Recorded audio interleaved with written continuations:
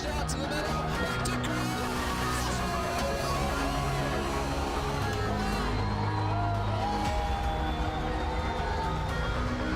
Broke it up. There's a shot. They score! They score!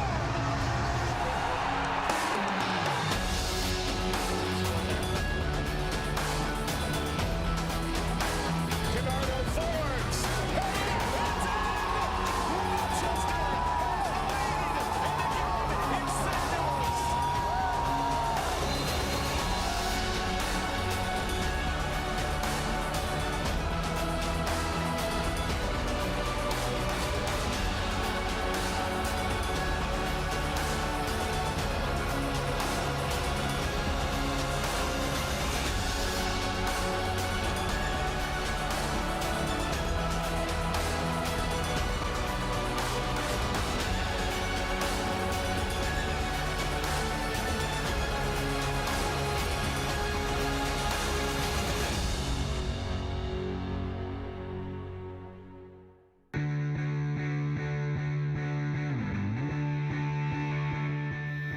On a brisk Saturday, June night on the Bluff, the campus of the University of Portland, Portland Timbers 2 comes home to Merlo Field for the first time in almost 2 months as they take on San Antonio FC, the first ever meeting between these two teams.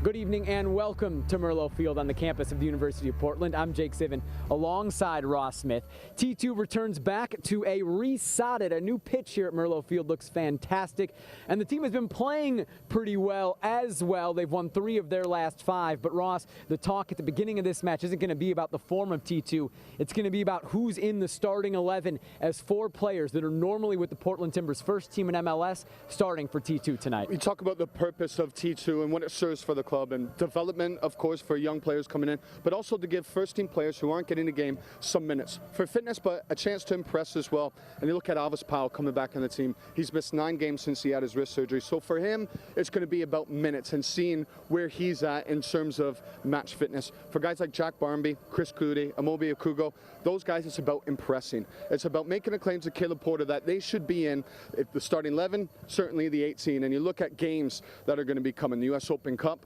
against San Jose on Tuesday, and then the following week against RSL. So there's opportunities to impress to get yourself in. The 4 guys that Ross mentioned are in Andrew Gregor's starting 11 tonight. Nico Brett as well, a goal and an assist last week in the 2-1 win over Swope Park Rangers in Boise. He'll be on the right in the attack, and Jack Barmby, who we've seen at left back with the first team, he's at left wing, where we've also seen him with the Timbers. That's where he'll play for T2. Yeah, his one start for the season was against Orlando at left back, and I just think him playing on this outside, on the wing, will suit him much better for his game. He likes to get on the ball, he likes the attack, 1v1, so he'll get out the San Antonio right side of their defense. I'm looking forward to seeing him from the start of the game, just where he has minutes to work with and find his feet and get himself into the game. Wade Hamilton in goal for T2 for the first time since the 5th match of the season. He's been backing up Jake Gleason on the first team the past few months.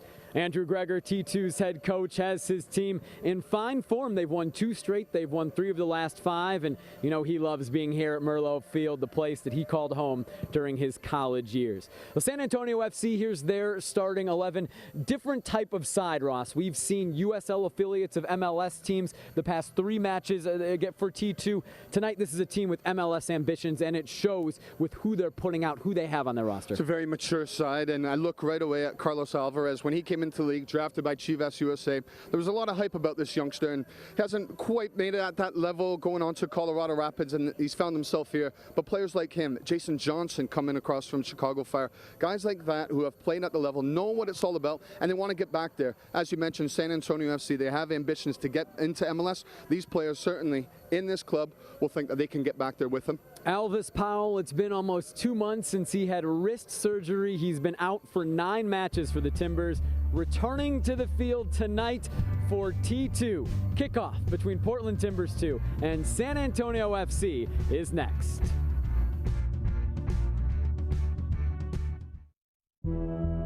This car wasn't made in Detroit or Tokyo or Mexico City. This, the Mini Clubman, was crafted in Oxford, England, a place where mass production isn't all that massive. And each car is engineered, customized, tuned, and crafted one at a time. Introducing the new Mini Clubman, made in Oxford. Mini of Portland, proud sponsor of the Portland Thorns and Timbers 2. We make it fun. There's just one way to improve taco night.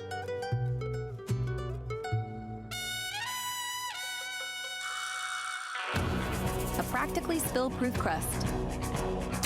Practically. Spice up dinner with a large home-baked Papa Murphy's Taco Grande.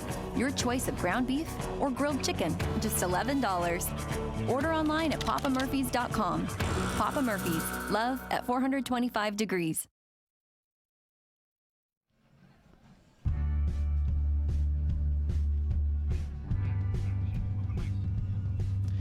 Welcome back to Merlo Fields.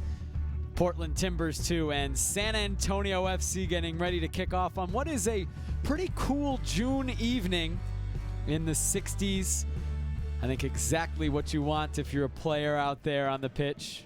San Antonio FC have been struggling of late to score goals. They've been shut out in 3 straight. They're currently on a 342-minute scoreless streak. T2, meanwhile, in good form. They've won 3 of their last 5, including their last 2, including last week a 2-1 win over Swope Park Rangers in a match that was played in the Boise, Idaho area as part of the Portland Timbers initiative to expand their brand into Idaho, which is a homegrown territory of the Timbers in MLS terms. Jake Sivan alongside Ross Smith. Ross, we've got a very experienced back line for the Timbers tonight, as we mentioned in the open. 4 guys normally with the first team starting for T2 tonight, including the return of Alvis Powell at right back, Amobi Akugo is at center back, Chris Clutie's on the left, Michael Gallagher, who started every match for T2, is in the middle. Going up against a team who hasn't scored in so long, if you're T2, how much of an emphasis is there on continuing that scoreless streak? Especially since you have so many first teamers, 3 out of the starting back 4 at the back. You want to be able to show what Michael Gallagher, what it's all about in the first team level, and that comes down to communication, your organization, you're winning your tackles, your aerial duels, and so you expect them to be nice and solid given the experience in that back line. We're underway at Merlo Field, Portland Timbers 2 and San Antonio FC.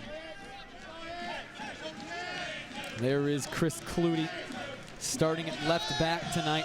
Played 8 matches for the Portland Timbers in MLS this season. This is his 2nd appearance for T2. Started against Vancouver on April 2nd. A 3-1 T2 loss as he was making his return from off-season meniscus surgery. Alvis Powell gets his first action in almost 2 months. Still see a cast on his right hand. He had surgery on his wrist in mid-April. Missed the last 9 matches for the Portland Timbers. Wearing the armband tonight. A nice honor certainly for the still quite young Alvis Powell, but certainly very experienced. You know, a lot of young players will be looking up to Alvis Powell despite his age, as you mentioned, but given his experience and his run of games on the first team. And so it'll be just to see how he works himself into this match. Obviously, not having played in 9 games for the first team, so to see how he manages his fitness, his touch, to see how quick it takes to come back. The Timbers hope that he'll be ready for their next match in MLS play, Real Salt Lake. Possibly even Tuesday. There's an Open Cup match for the Timbers against San Jose on Tuesday night.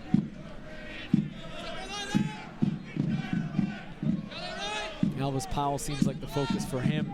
More on RSL. William Bijev takes it away. Bijev coming forward, took a heavy touch. It's broken up by San Antonio. Nico Brett gets it back. Barmby, Jack Barmby cutting back in the box, sends it across. Brett got his head to it and put it over. Was very sharp by Bijev. He was alert as he pounced on the mistake by San Antonio. Palacios just a little bit flat-footed. Couldn't recover as Bijev took him for pace, and the result ended up with the ball at Barmby's feet. And just as he goes to take Palacios 1v1, he gets it wide. He does well. Just think for him, though, he'd like to be squaring that on the deck instead of lifting it, but still, it's a great start for Barmby. We mentioned that Open Cup match on Tuesday. What's the mentality, Ross, of a player like a Jack Barmby who wants to get minutes, wants to get in with the first team, and seeing an opportunity tonight to start for T2? Big impact. You want to come in to T2, Gallagher broke it up, almost fell to Johnson. Kasipli gets it clear. Sorry, Ross. You Back want to that. Yeah, you want to come in and you want to have a big impact. And I think with Jack Barmby, he'll be thinking the way to do that is to get crosses in the box, is to get forward, to be playing positively, and to make sure that you're making a difference. You don't just want to go about the game and connecting all your passes in possession. You want to do something that makes a difference. Clutie, a dangerous touch. Chin was there for San Antonio.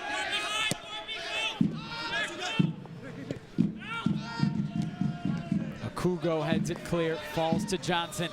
Broken up again by T2. Powell gets it to midfield. Well, San Antonio, they're setting up here in a 4-3-3.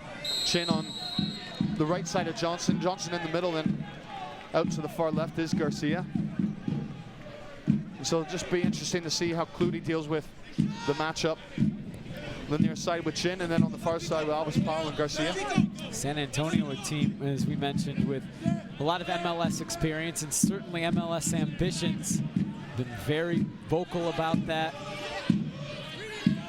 Owned by the San Antonio Spurs, Spurs Sports and Entertainment. Their first year in the USL, really first year in existence, had to throw a team together in really 3 months after agreeing with the city and the county to take over the lease to Toyota Field, a 20-year lease for them, but they'll start to pay a penalty if they're not in MLS by 2022. Barmby coming forward, broken up. Here comes San Antonio. Jason Johnson brought down by Seth Kasipli. You can certainly see, Ross, that MLS ambitions with how they've assembled this roster. As you mentioned, guys like Jason Johnson, who was with the Fire and Houston the past few years. Getting brought down right there by Kasipli. And you also look at the ambition with the fan base as well. Yeah. The Crocketeers, as they call the supporters group from San Antonio FC, and so they've been growing. They've got a strong support system that are looking to bring top-level soccer to the area. Seth Kasipli, the player down for T2.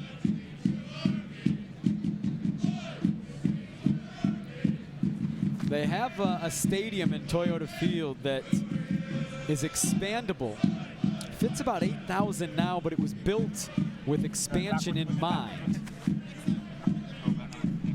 And if San Antonio FC is able to make the move into MLS, certainly would do that. Another look at Seth Kasipli. He fouled Jason Johnson, but also took a little bit of a knock himself. He's just going to take an extra minute on the sideline with the physio. Ball back in play with T2 temporarily down a man. Kasipli on the sideline.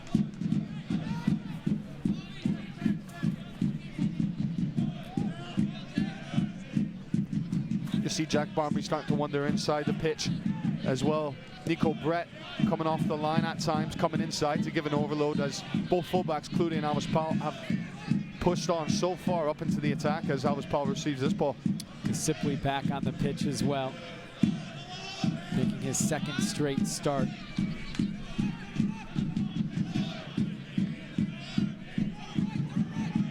Michael Gallagher, he's played every minute for T2 this season, only guy on the roster. Ben Polk wide to Chris Clutie, into Jack Barmby, back to Polk, down the line towards Clutie, gets behind Palacios. Clutie in the box, and it's broken up by Biko Bradnock Brennan. T2 are finding openings down the right side of the defense of San Antonio. Palacios is getting put to the test early on. First Barmby, the start of the match, and now Clutie easily going past him. And this strong challenge by Gallagher. We were just chatting before the game, Jake, you and I, just what kind of impression he'll make tonight, and will he be willing to instruct Clutie and players, senior players around him? Does he have enough about him to be able to boss those guys around? You got to think it's an exciting moment for him, an exciting opportunity. The back line, Alvis Powell, Amobi Akugo, Michael Gallagher, and Chris Clutie. You've got guys who have played extensive minutes in MLS. Alvis Powell, 57 matches played in MLS. That's the fewest of those three guys on the back line. Chris Clutie's played 79 matches in MLS. Amobi Akugo's played 136. Gallagher gets to play with them today. This is Chris Clutie. Now Nico Brett. Well, they have so much control, and till that moment there, the T2 of the ball. They're playing in the attacking half. They're able to pull San Antonio all over the pitch right now. San Antonio FC are having to work rather hard just to try and keep up and keep the gaps closed. But some nice stuff, and you talked in the opening just about the new laid pitch and how nice it is. It does look to be playing quite nicely. Maybe a little bit heavy right now, but the pitch was water to get that bit of zip on it. This is T2's first time here at Merlo Field since April 17th. It's been almost 2 months. They do this every year, every spring. They relay the sod, they redo the pitch. It is known as one of the best in all of American soccer, really, college or otherwise. They take a lot of pride in the quality as that ball's out of play. Well, such a good start from T2. As I said, they're controlling the ball, they're dominating. I think as you start to progress, it's about finding openings and looking for that number 19 for T2, Ben Polk. For all the actions that they're getting, working into space, eventually it's got to come to something, and Ben Polk is going to have to match the play with his runs and get himself into the right areas. Ben Polk, the first-round pick of the Timbers in this year's Super Draft, 20th overall, last pick of the first round. Has scored once for T2 this season. He's played exclusively with this USL side.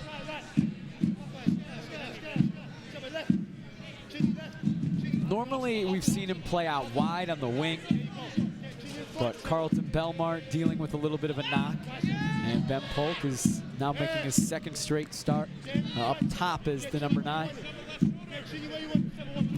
Just looking at Reed's position for San Antonio, and he's looking to push on earlier, but now he's having to come back and try and do a job defensively in the midfield, such as the numbers for the Timbers.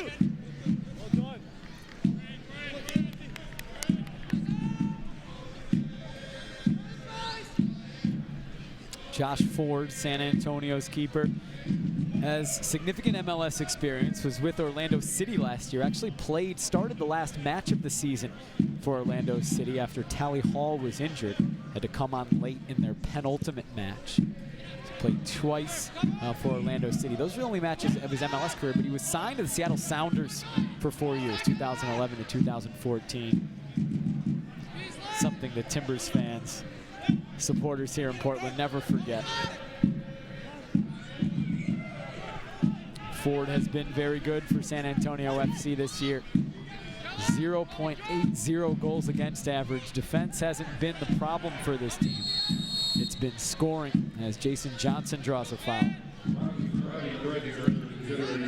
Gallagher almost handled that so well as he won the header, but I think it was his arms wrapped around just as the ball's going in. He's won the ball there. I think that's clean enough, but it's what's followed afterwards as he's bear hugged Johnson and taking him down to the ground. It's going to be a good battle for him. It's like the way Johnson backed into Gallagher and then held his spot so the ball could come down. And actually playing in MLS, Johnson will have that experience. He'll have the know of how to get at center back. So it's going to be a good test for Gallagher. 3 last seasons in MLS. Jason Johnson played 41 matches between the Houston Dynamo and the Chicago Fire. 3 goals, 2 assists in his MLS career. Has 3 goals this year for San Antonio FC. He's their leading scorer. Chin looking for Johnson. Maybe the first opportunity of the match for San Antonio. It takes a deflection. It's off a San Antonio FC player, and it's a goal kick for T2. Came off Carlos Alvarez. Was the first real part that we've seen of Alvarez play, getting forward and then linking up with Johnson as he just tried to work it onto his favorite left peg. Just got in between Gallagher and Clooney there. That's where we talked about the communication. That's going to have to be right between those two. Andrew Greger, T2's head coach, played here at the University of Portland from 1994 to 1997, and had a very long playing career. Included 23 MLS matches, and then a lot of time spent in the USL. Gonna come back, delayed foul call, then a yellow card will be shown to Michael Gallagher. Second of the season for Gallagher, and now T2's center back's gonna have to play the next 77 minutes of this match on a yellow card. He's going to have to play it smartly, as he won't be able to go into tackles such as this anymore. He does catch him late. I think maybe it's more the ref seeing a couple of fouls in such quick succession rather than that one specific instance, because I didn't think there was too much in it. It's definitely a foul, but don't know if it was worthy of a yellow card. Carlos Alvarez over the ball for San Antonio. Has played in every match this season, has a goal and 2 assists. Was a sub last week after starting the first 10, back in the 11 tonight. Alvarez sends it into the box, and Mobi Akugo gets his head to it. Ben Polk chasing it down. Sebastian Terrier gets there first for San Antonio. Alvarez looking for Johnson. Jason Johnson across for Chin. Couldn't get to it. Trying to keep it in play. T2 gets it clear. That was dangerous. They got away with one there. Thought as that pass just couldn't quite find Chin, as Johnson made a nice timing run just to get on the end of the pass from Alvarez, who in these last couple of minutes is starting to find space through the middle of the defense of T2.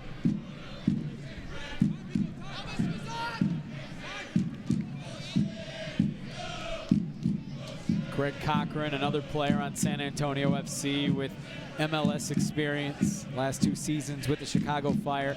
Entered MLS with the LA Galaxy in 2013.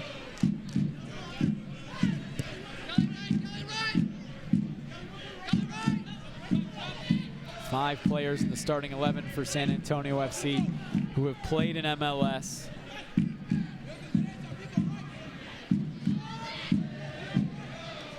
Five for T2 as well, including Alvis Powell, who earns a corner kick, the first of the match.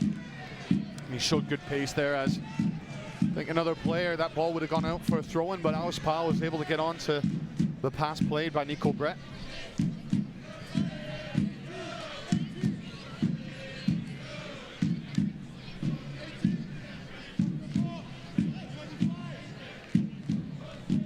Jack Barmby will take the corner kick for T2. Curled into the area, and it's an own goal! Barmby's corner forces an own goal, and T2 takes an early 1-0 lead.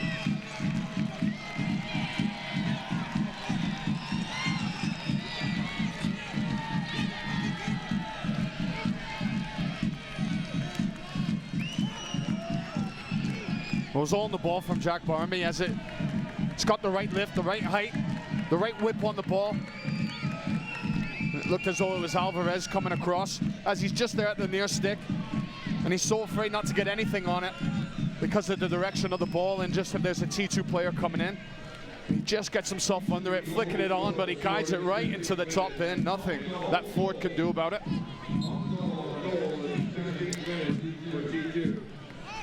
You talk about that good ball, though, missing that first man, getting it right into that pocket where it's hit at such a height that it's difficult for the keeper to come, but it's giving you problems as a defender to win it cleanly, to get the timing right. So unlucky for Alvarez, but credit to Barmby because it was a good ball. Carlos Alvarez, the own goal, and an early lead for T2. Danny Garcia coming forward, sent wide. San Antonio FC looking for an answer, and Cochran's cross is out for a goal kick.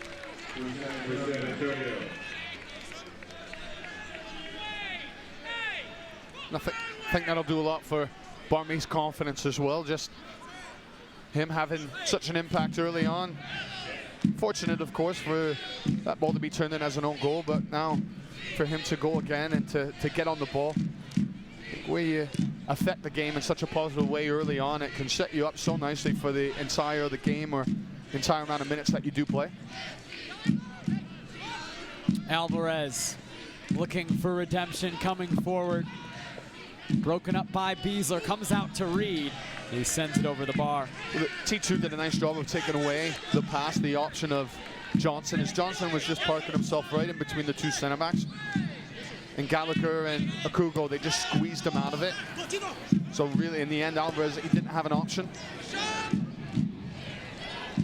Polk battling with Terrier, and Bradnock Brennan gets away from Terrier.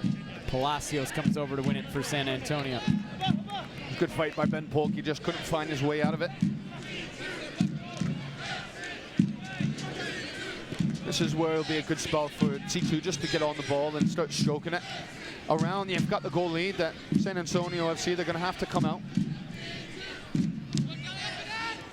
Elvis Powell coming forward. Broken up by Terrier.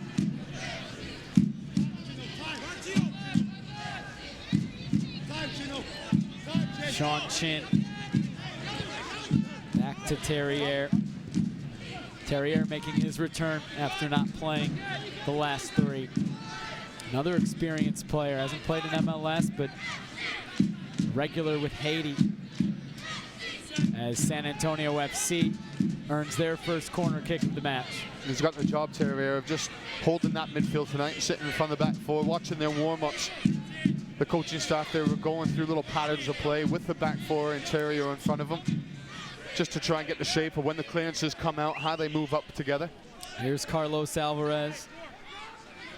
Wade Hamilton shouting out instructions. His return to T2, first time since April 20th. He's been on the bench for the first team, backing up Jake Gleason. And it's been Kendall McIntosh the last 7 matches for T2. Who's done very well. Yep.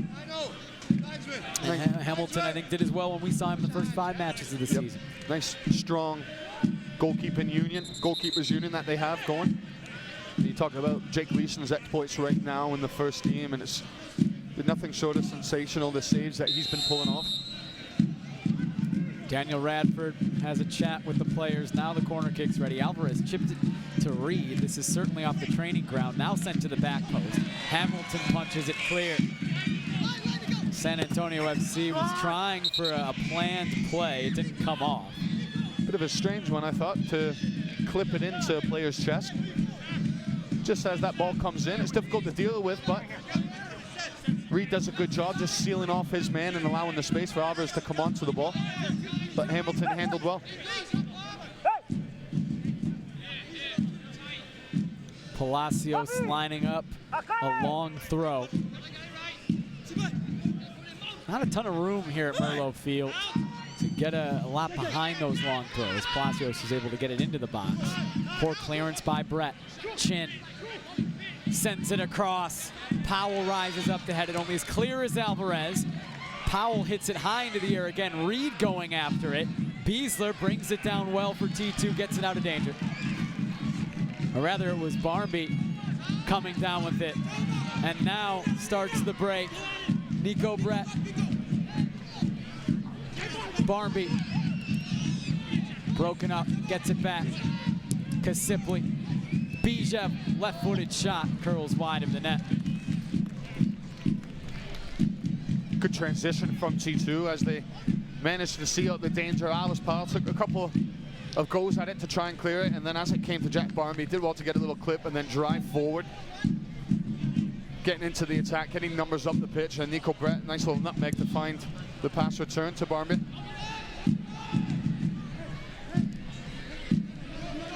You do sense the maturity about T2 side, the calm in their play, and almost a little bit of swagger that you sense just when they're getting on the ball. Josh Ford, San Antonio's goalkeeper, picked up a yellow card after the own goal. So Ford on a yellow for San Antonio FC. Michael Gallagher for T2 picked up a yellow in the 13th minute. 1 yellow apiece. We've seen Barmby now go to the other side of the pitch as Nico Brett comes nearest to us. Barmby, obviously a left-footed player. Nico Brett, a right-footed player. What does switching sides do for an attack?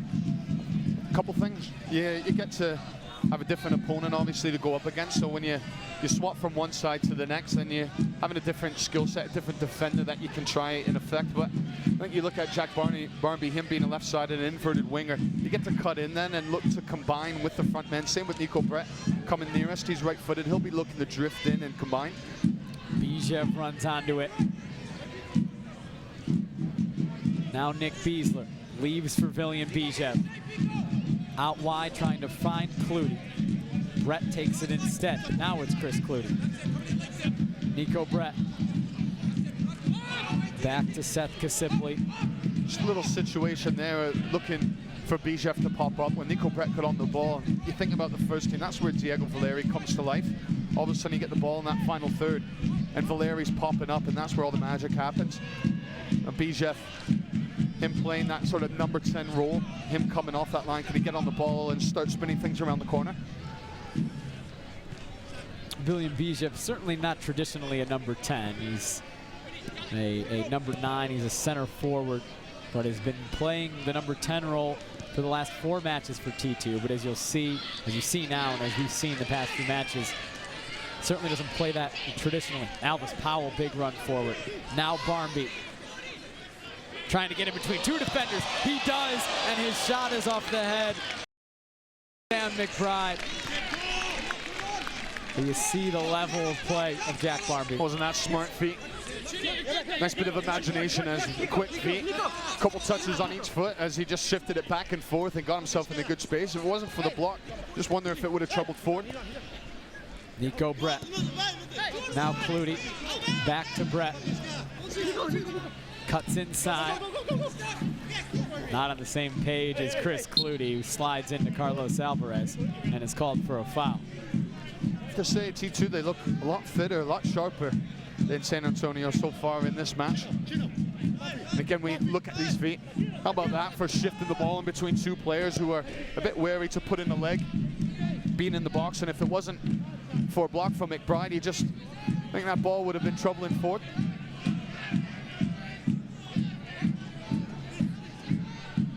That's where the inverted winger, that role comes into it, where you're playing off the wrong side and you're being able to cut in on your stronger foot and try and find those straights going into that far corner.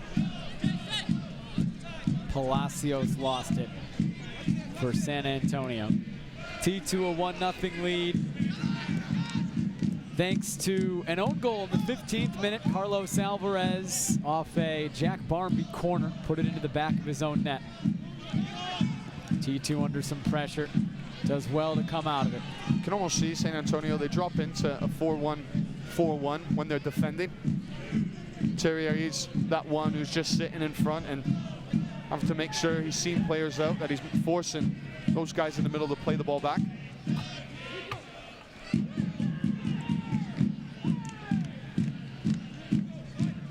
Amobi Akugo, Alvis Powell, back to Akugo. Just see so many T2 players that in the front half, they have so much control of the ball, they feel confident going forward. 5 players for T2 is counting there that were able to push up on to just about the back line of San Antonio. You can only do that if you've got confidence on the ball and the team is feeling good. You feel positive, you know you're going to keep it, you know the ball will eventually come to you, whereas if things aren't quite going your way, you tend to sit back, you tend to defend first, and you've got that negative, pragmatic approach, whereas the Timbers, you see that they're feeling very good about their play so far. 8 of the 11 starters for T2 tonight signed to the Portland Timbers first team. Signed to MLS contracts, including 4 guys who we're used to seeing really with the Timbers, in Jack Barmby, Alvis Powell, Amobi Akugo, and Chris Clutie. The strong side put out by Andrew Greger. Jason Johnson, Carlos Alvarez trying to get it back to Johnson. Gallagher gets it clear. Greg Cochran looped into the box. Hamilton's going to come off his line, goes up to get it. Reed made it difficult. Hamilton got it back. I think perhaps Reed's caught a little knock there. As he's gone down, Hamilton just waiting to see whether that ball needs to go out, but looked to be a slight little head knock perhaps from Reed as he was going up and Hamilton was coming through. And it came off a nice little spell for San Antonio as they worked it well from Palacios through the middle. Andrew Greger will take a chance to bark out some instructions to his team. Here's another look.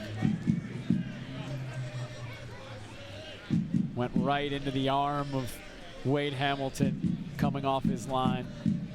Michael Reed, a 28-year-old, played at New Mexico in college, has spent the majority of his pro career in the NASL. Last season was with the now defunct Atlanta Silverbacks. Previous 3 seasons with Minnesota United. Started the last 2, so now 3 in a row for San Antonio FC. Darren Powell, San Antonio FC's first ever head coach, having a chat with the fourth official, Daniel Radford, the head referee for tonight's match. Darren Powell, San Antonio FC's head coach, came over from Orlando City. He was the director of their academy the past 2 seasons. 9 years before that, in charge of Elon University in North Carolina. There's a handful of Elon grads on this team. Michael Reed back to his feet. Just watching Coach Andrew Greger having a moment to chat to a few of the players. Just getting in the ear of Nick Beasler, and I think instruction to Nick Beasler would perhaps be with his distribution and getting on the ball, sitting in that central pocket and being able to receive it from one side of the park and be spraying it to the next side to really get the defense of San Antonio shifting around that park so you can find those openings. But for Beasler just to come back into that pocket, accept that ball and turn it and rotate it quickly. Another player you want to see a bit more of is Nico Brett. He's full of pace, he's very good on the dribble, and he can really get at players, but just haven't quite seen him as much as you would like, and for him to be on this left-hand side, for him to get at Palacios, because I think he would have him for pace. He's been in good form, Nico Brett. A goal and an assist last week in Idaho against Swope Park Rangers. Member of the USL's Team of the Week, doing some defensive work there to take it off of Sean Chin. Wearing 2 different shoes. Maybe they're designed that way. He was changing his boots a moment ago during that little break when Reed was down. You do see players sometimes wear separate boots, but you just wonder with this day and age, all the different styles, the different colors that are coming out.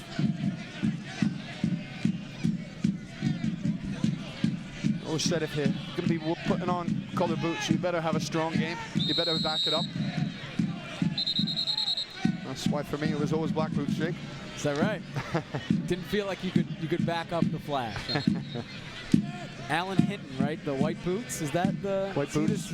He started it. One of the pioneers of white boots. Alan Hinton now with Seattle Sounders, famous for wearing white boots and the amount of stick that he got for it. But what a revolution that was. Well, certainly nowadays you're in the minority if you wear black boots. Moby Akugo out wide to Alvis Powell. T2 up a goal.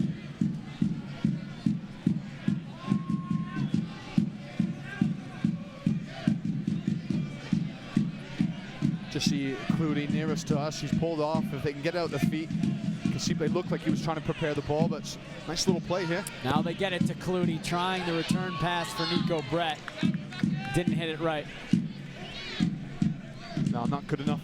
Not near to being good enough for Chris Clooney's standard.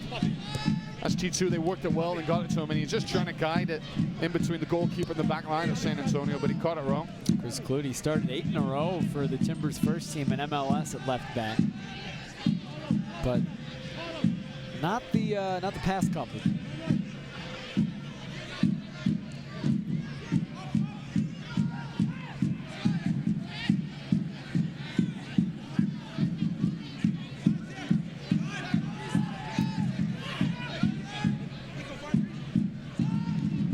One area of his game, Michael Gallagher, I think, could do with sharpening up a little bit. I really like Michael Gallagher as his positional strength and his tackles and his ability as a center back, but just his passing. If he could add that sharpness into his game, I think what a player. What a strong center back he is, but that he would continue to grow into. Seth Kasipley shown a yellow card. And it's just as Kasipley comes in rather late. Chinny gets a touch on it. And he gets a touch. Kasipley, he's already gone into the tackle. He's already sold himself. Making his second straight start. Third start overall. Garcia over the ball for San Antonio FC. Bijev won the header. Brought down by Alvarez. Cochran sends it wide. Reed in a battle with Powell. And it's off Alvis Powell.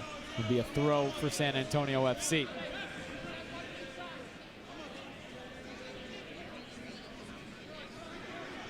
Taken quickly.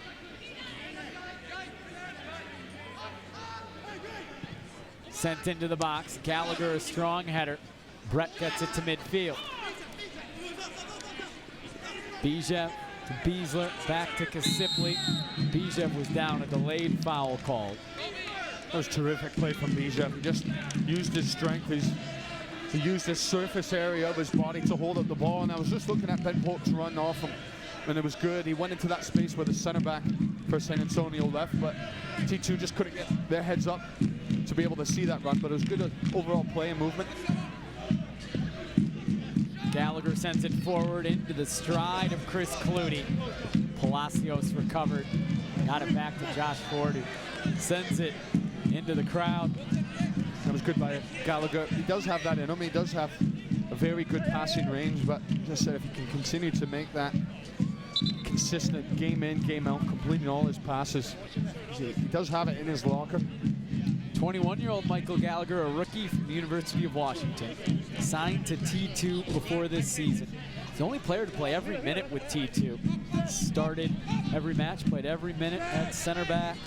He's from Seattle, came up in the Sounders Academy. Signed with Portland Timbers 2 to begin his professional career.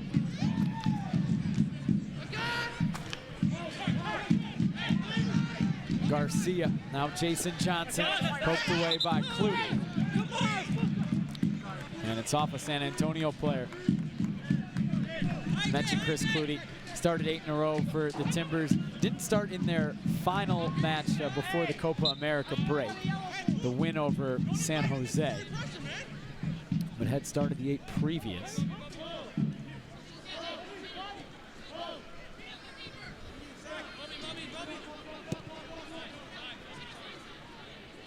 Sun begins to poke through the clouds here at Merlot Field. It's a relatively cool June night in the 60s. Last year on this time, it was the summer nights here at Merlot in the hundreds, 90 degrees up to 100. It was difficult conditions. This tonight, certainly not the case. Beautiful, perfect weather.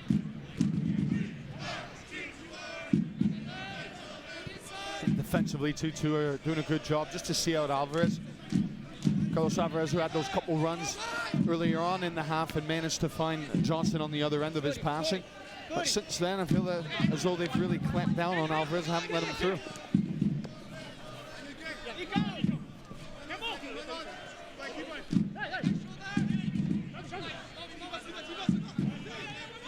Garcia, back to McBride. Cochran sent into the box, got past Akugo, and then sent clear by Clutie. And a foul called on McBride. Yeah, there's a definite push. 2 hands in the back with Bijev.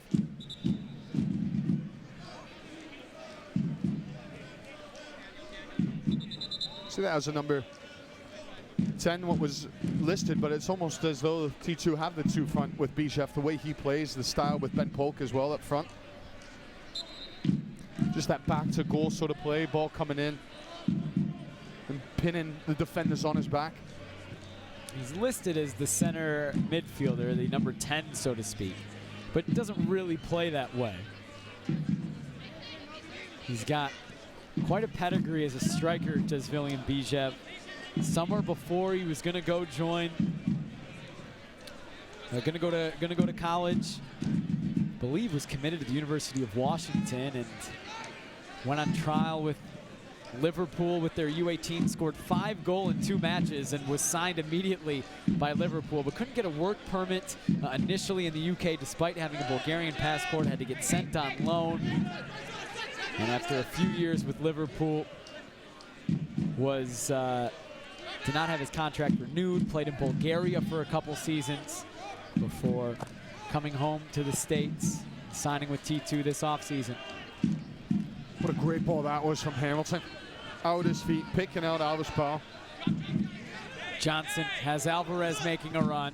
It's off the back of Michael Gallagher.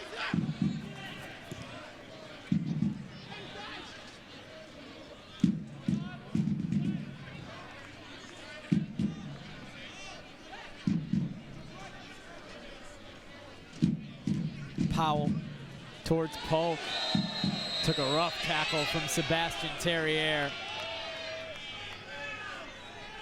He's just got wrong side Terrier. As he's gone into the tackle, he's just swung the leg around. Looks like he's going to be going into the books of the referee. Yellow card to Terrier. Just gets wrong side, and as he jumps into that tackle, it's little studs up a little late. Second yellow card to a San Antonio player today. Both teams with 2 in the book. Terrier and Ford for San Antonio FC. Gallagher and Kasipli for T2.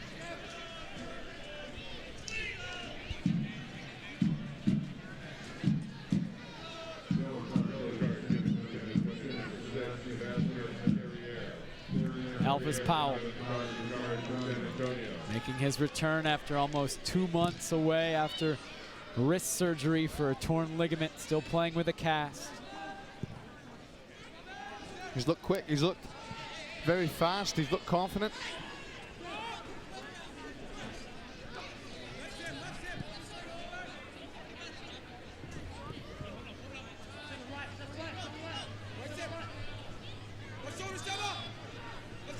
Gallagher tripped up, and Carlos Alvarez called for a foul.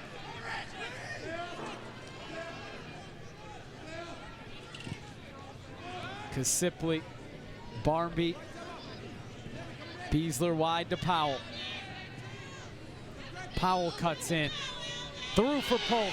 Polk is in the box, and his shot is blocked. And then back off Ben Polk, and out for a goal kick.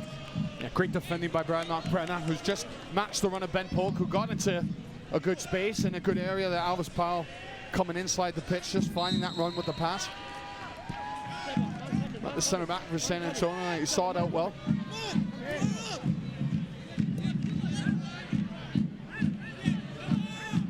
Pico Brad Knockbrennan making his 3rd start of the season.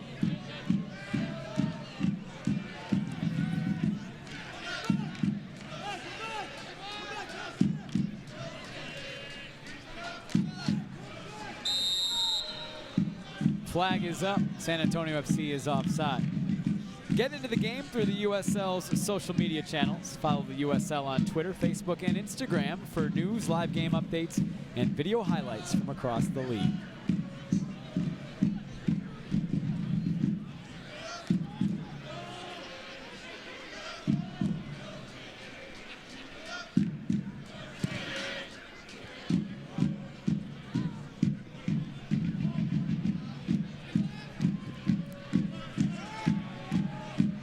Garcia, broken up by Kasipli.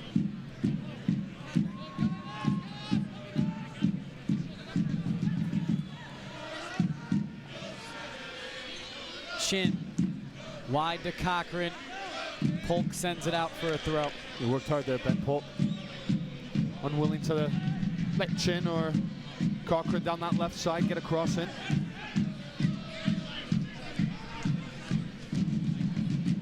T2 perhaps is just about seeing out this first half. You've got a solid 1-0 lead where defensively they look very good. And going forward, they found a few openings. You would think for all the possession, you'd perhaps like to have a bit more threat. Maybe a bit more balls that are going to pierce the back line. But saying that, they have had a couple of chances that they've carved out. Sean Chin looking for the feet of Johnson. He picked him out. Johnson turns, goes down, no call. Never looked like a penalty from here as Johnson just turned into Gallagher, and Gallagher just stood his ground. Gallagher sent forward towards Bijev. And a foul called on Villian Bijev.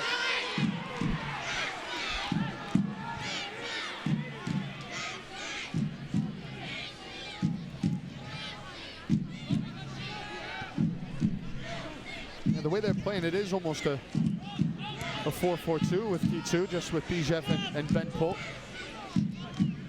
There's Jack Barmby and Nico Brett on the outside of that midfielder, pushing on when they win the ball.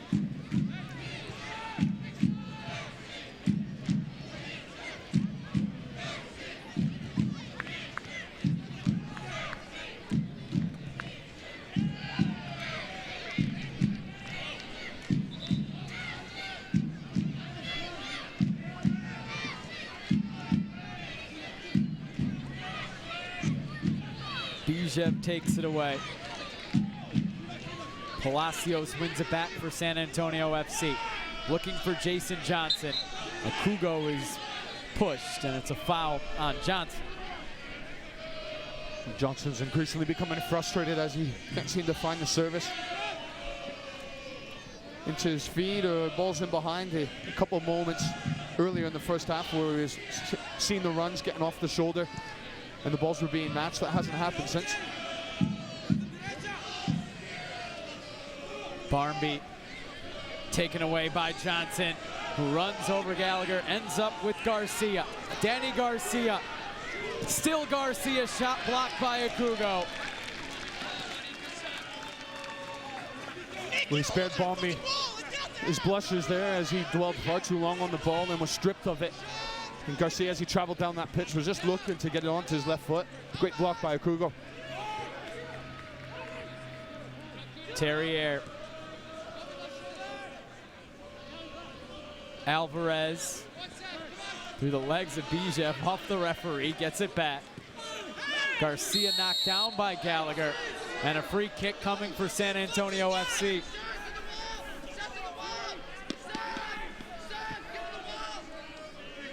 Frustrating for Gallagher as he went in, whether that was a little bit soft, whether he was too aggressive. The referee felt that was the case, but San Antonio have had a good spell with the ball without really carving through or unlocking the T2 defense, but still they've been controlling the ball over these last 10 minutes.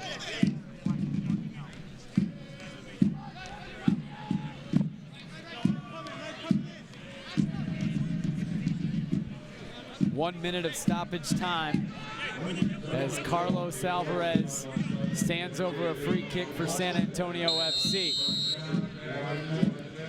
Sends it into the box. Header won by Nick Beasler. Sent back in by San Antonio FC, looking for Palacios on the back post. Polk wins the header. And then Bijev is fouled by Alvarez.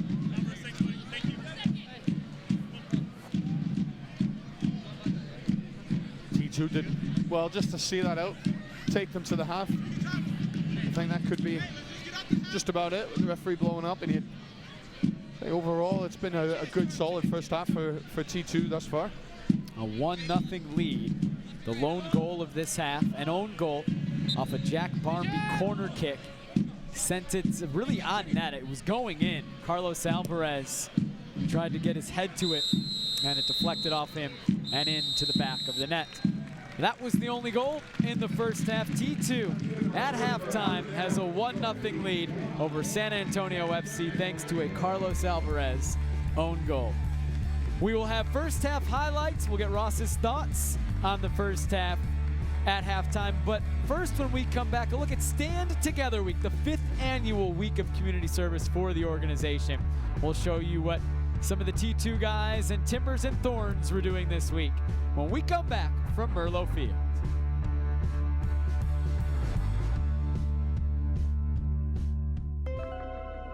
The world is a curious place, full of puzzles still waiting to be solved.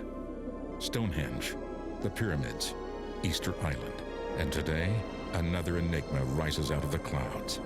Who is the face on the tail?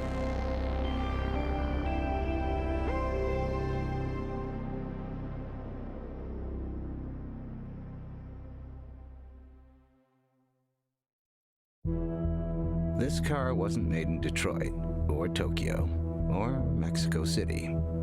This, the Mini Clubman, was crafted in Oxford, England, a place where mass production isn't all that massive.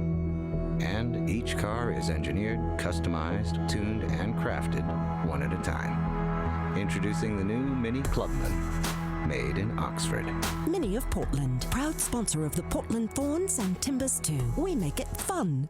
There's do-it-yourself health, and then there's times when you need more. Introducing Providence Express Care. Get a same-day visit for the things you just can't treat at home. The sore throat that won't quit, that soccer sprain, the stomach ache that no pink drink can settle. We're here for you 7 days a week with extended hours to suit your life. Want fast care from folks who know health? That's Providence Express Care.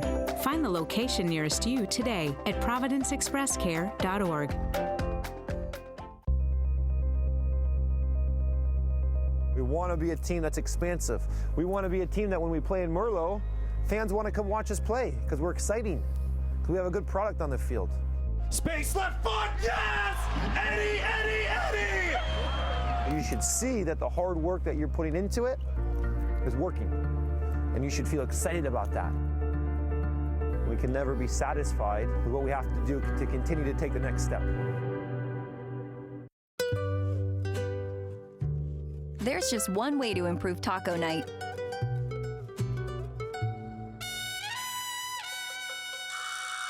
A practically spill-proof crust. Practically. Spice up dinner with a large home-baked Papa Murphy's Taco Grande. Your choice of ground beef or grilled chicken, just $11. Order online at papamurphys.com. Papa Murphy's, love at 425 degrees.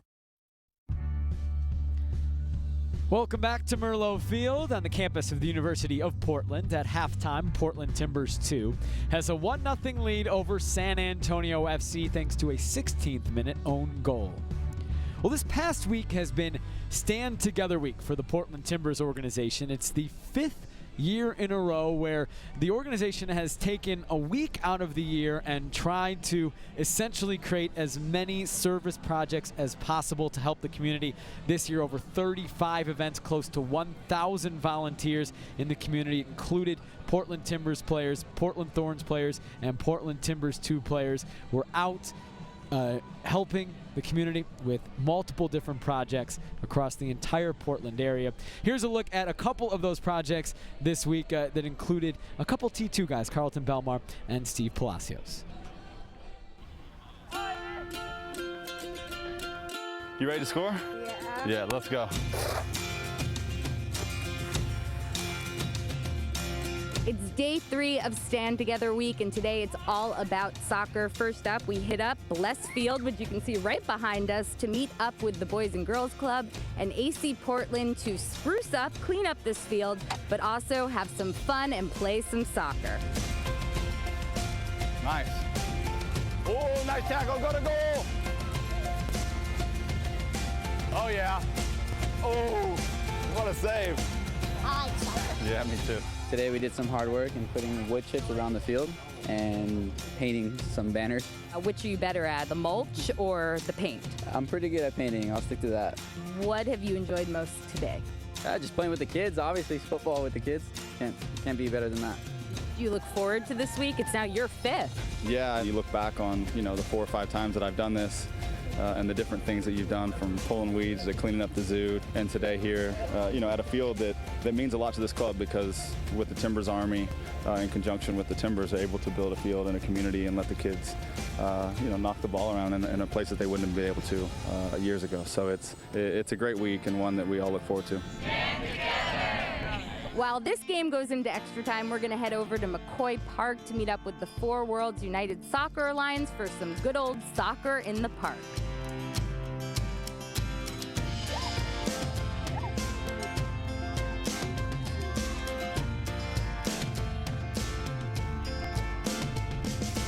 In one of the first meetings you had with the whole team, you were stressing just how lucky the team is to have this fan base, this community, and now it's a chance to give back. How important is that to you? Yeah, one of our core values is pride, and pride in our community is a key thing. They give so much to us, a lot of the fans, and that's the cool thing. I remember one of the games, you looked around the stadium, there was people of all ages, and young kids and families, and some older people there ready to cheer us on, and for us as a team and our players, and making sure that we contribute to the community and get out there and hopefully inspire a few people to pick up the soccer ball and get out there. I love it. It's like, at one point I was their age, and didn't really have anyone to look up to try and accomplish something. So this is just great just to be able to hang out with them and get to kick the ball around and hopefully inspire something.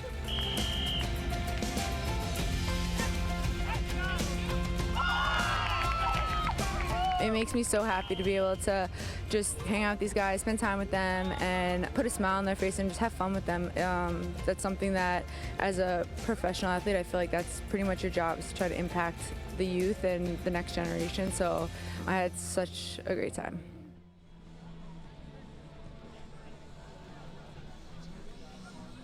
Very cool week. Fernando Adi of the Portland Timbers, he was out in the community this week for Stand Together Week, and now here at Merlo Field watching Portland Timbers 2.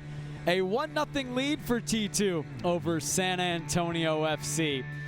We'll be back with first half highlights and the second half kick from Merlo Field.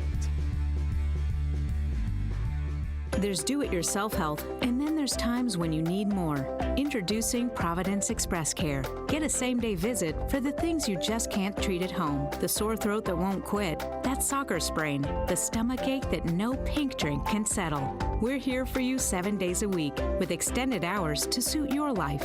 Want fast care from folks who know health? That's Providence Express Care. Find the location nearest you today at providenceexpresscare.org.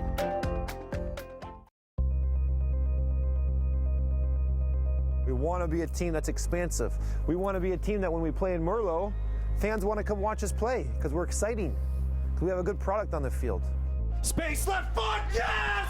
Eddie, Eddie, Eddie! You should see that the hard work that you're putting into it is working, and you should feel excited about that.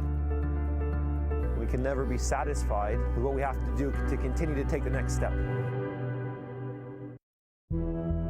This car wasn't made in Detroit, or Tokyo, or Mexico City. This, the Mini Clubman, was crafted in Oxford, England, a place where mass production isn't all that massive. And each car is engineered, customized, tuned, and crafted one at a time. Introducing the new Mini Clubman, made in Oxford. Mini of Portland, proud sponsor of the Portland Thorns and Timbers 2. We make it fun.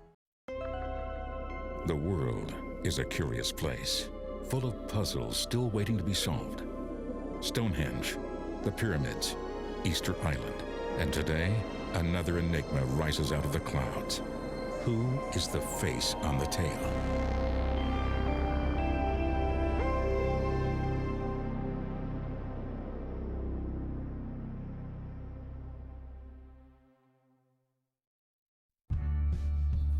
Nice evening here at Merlo Field in Portland, Oregon. Up on the bluff, the campus of the University of Portland. Portland Timbers to a 1-0 lead over San Antonio FC. Jake Ziv and Ross Smith here with you. Ross, T2, they're up at halftime. They've been very good this season, unbeaten when they've scored first. San Antonio FC, when they've conceded first, has yet to win. Seems like T2 set themselves up well with the first 45 minutes. What do you think of how they played? I think it's a very solid 1-0, and it could easily be more. I feel as though T2, they have the capability of going up another level in their attack. Defensively, they've worked hard. They've made sure that they've left San Antonio with very little options, and San Antonio has suffered from a lack of creativity and imagination, and large part is how hard T2 have been working defensively. Going forward, though, I think you could still see more. I think you'd want to see more from them, whether it's having a bit more courage or being a bit more daring with their passing, trying to pierce through that defensive San Antonio. But they have carved out a couple chances. You just get the sense they could go up another level, and if they do that, they should ease through the second half. Let's take a look at the first half highlights. First 45 minutes started out well. Jack Barmby creating a quarter chance in the second minute. Well, right from the start, second minute, him coming in, getting at Palacios, and for Barmby, I think you'd want to put that along the deck because it's very difficult to deal with the velocity of that in the air, and Johnson just coming back that other end. Chin unable to get on the end of it, and this was the one of a couple bright spots from Johnson just getting into the area and trying to pull apart the center backs of T2. The goal came for T2 in the 16th minute, a Jack Barmby corner kick, an own goal for Carlos Alvarez. We talk about affecting the game in a positive way, and Jack Barmby, he did do this. First half with the initial and the second minute is cross, and then here where he forces Alvarez into turning the ball into his own net. Portland Timbers 2 with a 1-0 lead and holding on to it well. Created some more chances and defended well as well. Wade Hamilton punching that clear. Very little to do for Hamilton in the first half, but what he did have to do, he was nice and solid, but again, Barmby on the other end, nice little bit of trickery. His footwork was so clean just to carve out this chance, and if it wasn't for the block that's come in from McBride, you think it was going to be trouble in Ford. San Antonio, an opportunity late when Barmby gets dispossessed, and Danny Garcia, a nice opportunity, but Amobi Akugo was there to defend.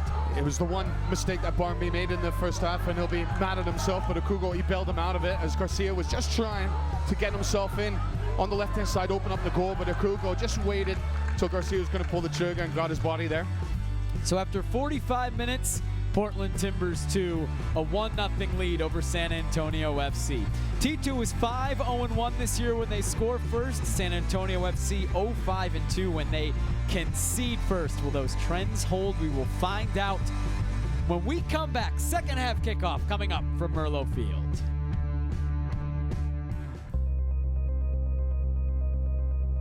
We want to be a team that's expansive. We want to be a team that when we play in Merlo, fans want to come watch us play because we're exciting, because we have a good product on the field. Space left foot, yes! Eddie, Eddie, Eddie! You should see that the hard work that you're putting into it is working, and you should feel excited about that. We can never be satisfied with what we have to do to continue to take the next step. The world is a curious place, full of puzzles still waiting to be solved. Stonehenge, the pyramids, Easter Island, and today, another enigma rises out of the clouds. Who is the face on the tail?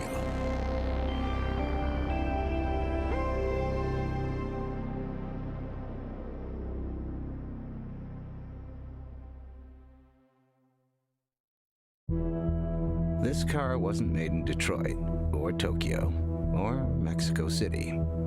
This, the Mini Clubman, was crafted in Oxford, England, a place where mass production isn't all that massive.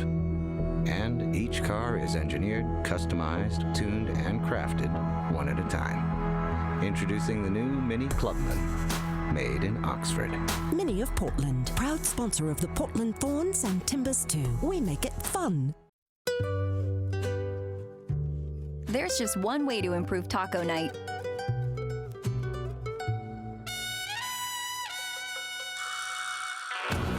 A practically spill-proof crust. Practically. Spice up dinner with a large home-baked Papa Murphy's Taco Grande. Your choice of ground beef or grilled chicken, just $11. Order online at papamurphys.com. Papa Murphy's, love at 425 degrees. Portland Timbers 2 will make a couple substitutions here at halftime. This was all part of the plan. Carlton Belmar will come on for Jack Barmby. Trevor Morley will come on for Amobi Akugo. Again, Ross, this not indicative of how Barmby or Akugo played in the first half. They were supposed to just get 45 minutes tonight. Well, you have to think about that match on Tuesday night, the U.S. Open Cup, and whether Jack Barmby will feature into Caleb Porter's plans for that match. But 45 minutes, a bit of fitness for Barmby, and I think he showed well. Amobi Akugo as well, getting 45 minutes at center back. Trevor Morley will come on for him. Morley started the last two at center back, has 3 starts overall this season. Will now play the second half alongside Michael Gallagher. You assume with Belmar coming on, Ross, he moves up to the number 9, to the center forward position, with Ben Polk shifting over to the left side, to the wing. Looks to be the case as Belmar is at the center with Bijev. And Belmar coming in, he'll You want to try and stretch that back line. Just felt at times so many players coming towards the ball. Perhaps you could do with that bit of pace that Belmar will offer. No changes for San Antonio FC as we are now underway in the second half. T2, a 1-0 lead over San Antonio FC. We talked about Barmy's performance. I thought Amobi Akugo was very solid in his play. Didn't have a lot to deal with, but still a couple of times where he was called into the action, he did the right thing.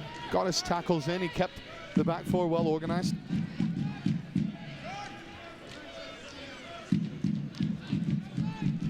Terrier wide to Greg Cochran. Belmar will give a little bit of a different look to the back line as he loves to chase, loves to press. Certainly has the speed to do it. Didn't make the trip to Boise with T2 last week. Belmar's called for a foul just minutes after coming on. With Belmar knowing that he's got 45 minutes of work to put in, that he can run his legs into the ground, that he can chase defensively, but getting forward to, again, pull the defense around the park and allow Bijev hopefully a bit more room. Belmar was the league's Rookie of the Year last season after scoring 12 goals in his first year for T2. Team's leading goal scorer, has 2 goals, 3 assists this year. San Antonio coming forward. Garcia looking for Johnson. Johnson was offside.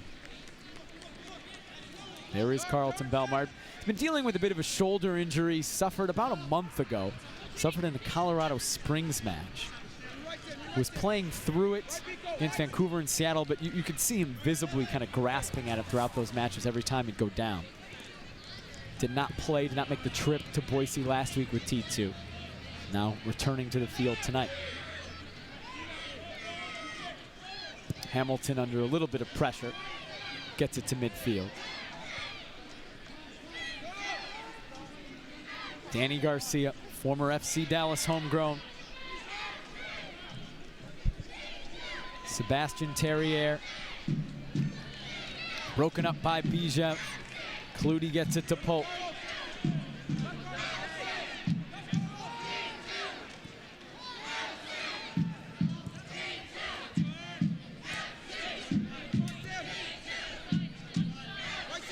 Seth Kasipli, Powell.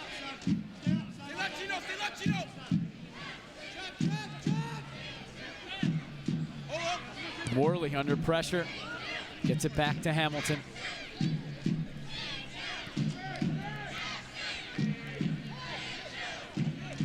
Beasler comes forward, big ball into the corner, looking for Alvis Powell, who runs onto it. That's a great ball from Nick Beasler. Just how that all of a sudden opens up the pitch. Kasipli sending it to the back post, looking for Belmar. Ford came off his line. He didn't get it. Belmar runs onto it. Second cross in, looking for Brett. Over his head. Chin is able to control for San Antonio.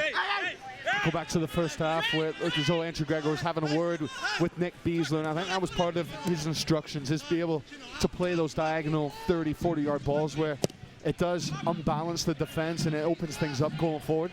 And nothing against a guy like Terrell Lowe, who's been playing right back the past few games, but now Nick Beasler has a speedster like Alvis Powell to send it to. You know he's going to be able to get to those balls.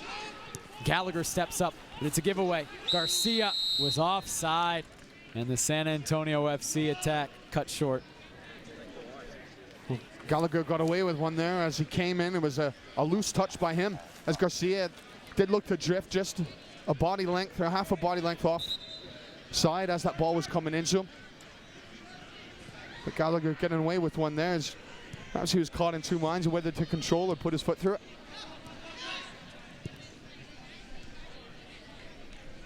Kasipli sent down the line. Clutie couldn't handle it. Difficult ball to handle.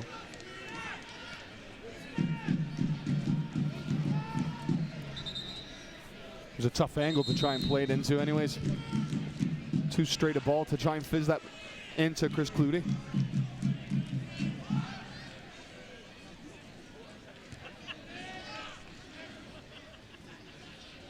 Bijev tries to turn. Terrier comes away with it.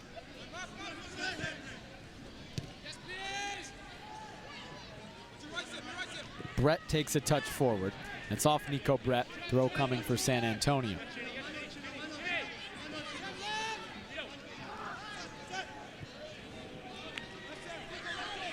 Ben Polk has Clutie making a run forward.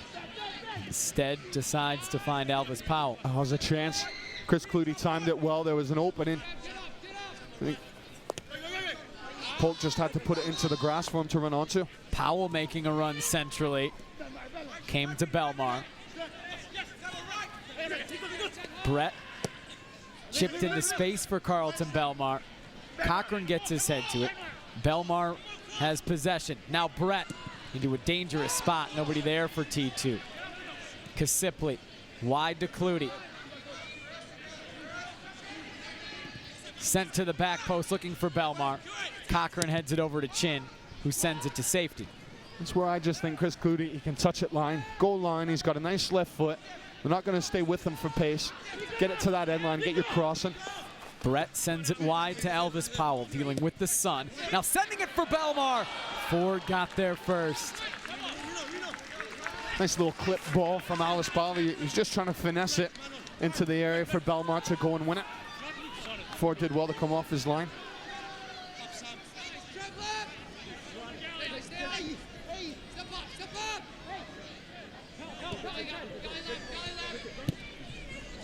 Morley steps in to win it for T2. Kasipli, Bijev wide to Polk. Here comes T2. Polk running at Palacios. Comes inside, finds Bijev. Through for Belmar. Flag is up, he was offside. And then Nico Brett going after a loose ball, I think caught Josh Ford. Yeah, there's no intent there for Nico Brett. He thought it was a loose ball. It was always offside though, as Ben Polk, he comes inside just to combine, and Bijev, he's just waiting for that moment, and it's close. It's so close. I think he could almost be onside there. Carlton Belmar, but Ford didn't know the flag was going up. He came out anyways to collect. But it just looked like a San Antonio defender was late stepping up in the timing for Belmar that he was on.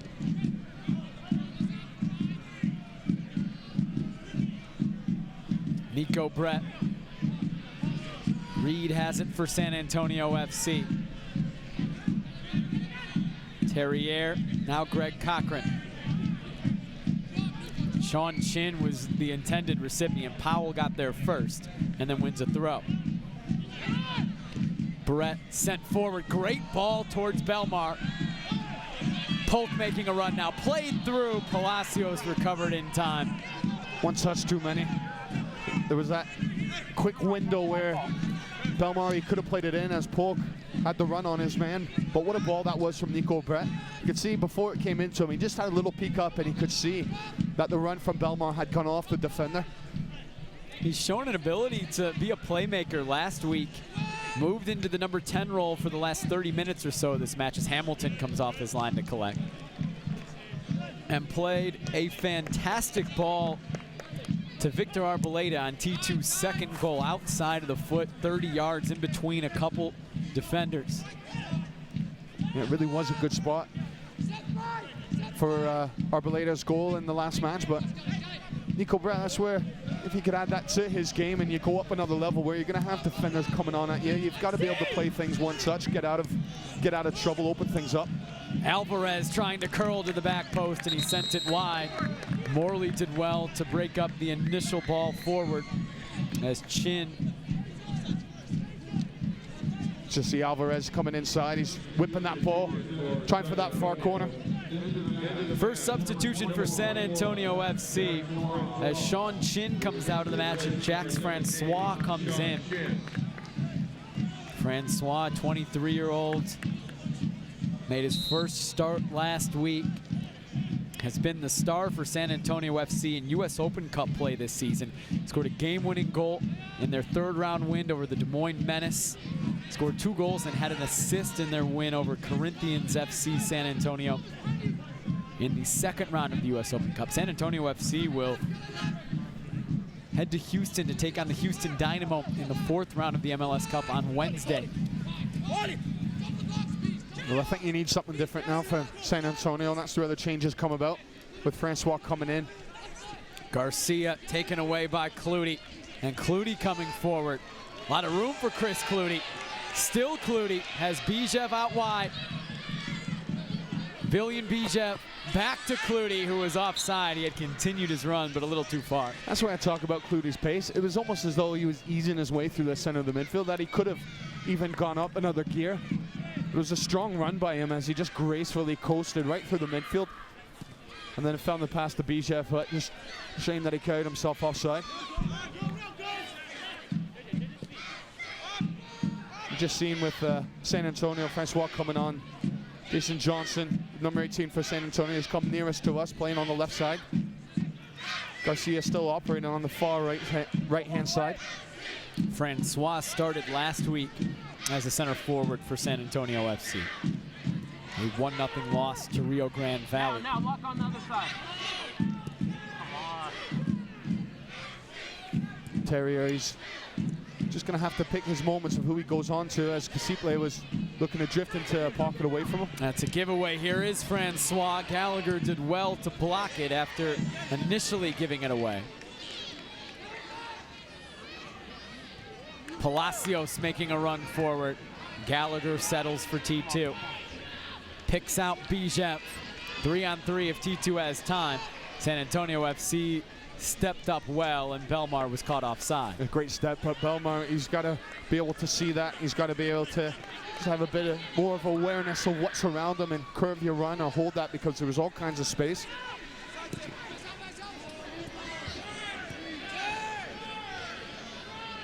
Nico Brett picks out Carlton Belmar. Brett making a return run. Belmar curls it himself, and it's over the bar. That didn't miss by much.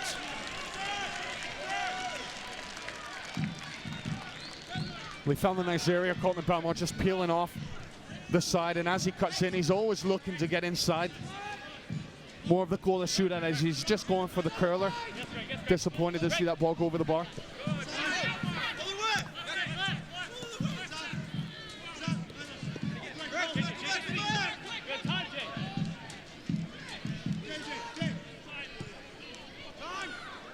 Dangerous from Johnson, went through the legs of Bijev to find Brad Knockbrennan.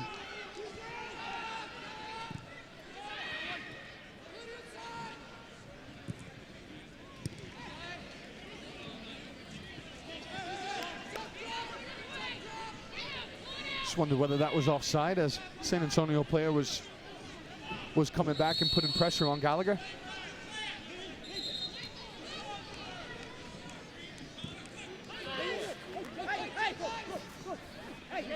Carlos Alvarez, Michael Reed, poked away from behind by Beasler. Polk turns, comes forward with pace. Alvarez tumbles over. Polk tried to get through Brad Knockbrennan. It's out for a throw. Strong run by Ben Polk just to take the ball away from the danger area, but last few minutes where San Antonio coming down, the center backs for T2 have gotten themselves in the right positions. And that final ball, San Antonio trying to find through. It's either Morley or Gallagher who are there just to get a foot and get a clearance in. T2 will now have a throw, or rather a corner kick, excuse me. Their second of the match comes in the 59th minute, holding on to a 1-0 lead, a 16th minute own goal from Carlos Alvarez. Off the head of Carlos Alvarez, has given T2 a 1-0 lead. That came off their only other corner kick of the match. Brett sends it into the box. Morley heads it on goal, and Ford makes the save when sprawling to his right. I was quite surprised, as it looked as though Cochran was the man marking Morley, and there's obviously a size difference between the two, and Morley, he got away from his mark. He got it well. Just couldn't get enough power behind that ball to take it beyond Ford, but good direction.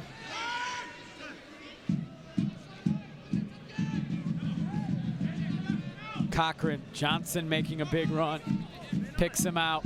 Powell came back to win it for T2. Still there for Johnson. Powell and Casiple Johnson still fighting, and it's off of T2. It'll be a throw for San Antonio FC. Two guys in Elvis Powell and Jason Johnson that have played against each other before in Major League Soccer. As you see, Morley, he just loses his mark. Whether it was Terrier or Cochran who released at the last second, but Morley was completely unmarked as was able to get a header, free header from the penalty spot.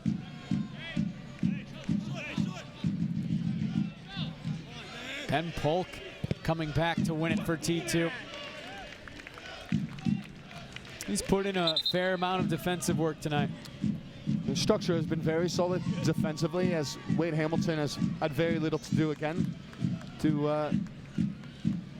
at this point in the game, this far into it. It goes down to the work rate and the organization defensively of T2. T2 is preparing a triple substitution. There are 5 substitutions allowed in USL. This will be numbers 3, 4, and 5 for Andrew Greger. Chris Clutie has his numbers shown. He'll come out for Andy Toma. Elvis Powell we expect to see leave the match as well. Again, part of the plan to give Clutie and Powell 60 minutes tonight. And Nico Brett as well. So Powell, Clutie, and Brett all get 60 minutes again. That was part of the plan for all 3 of those guys. Victor Arboleda comes on for Nico Brett in the attack. Andy Toma comes on for Chris Clutie at left back, and Terrell Lowe, Timbers Academy member, senior in high school, comes on at right back for Elvis Powell. T2 now out of substitutions. They've used all 5. I think for the first team coaching staff, they would have seen what they'd hoped for with their players that were playing tonight. Elvis Powell, that was very good, very comfortable in his performance. Chris Clutie showed the glimpses that he's capable of. Kugo, as we said, he was nice and solid in the first half. Jack Barmby creating a few chances going forward, and it was his resulting corner kick that came about in the goal. Arboleda springs Belmar through. Arboleda making the return run. Belmar trying to get it back to him. It's blocked by Brad Knock-Brennan. Still Belmar now coming down the byline. Finds Arboleda. Arboleda in the box, off the crossbar. Bijev the follow, put it wide. What a spark Victor Arboleda brought moments after coming onto the pitch.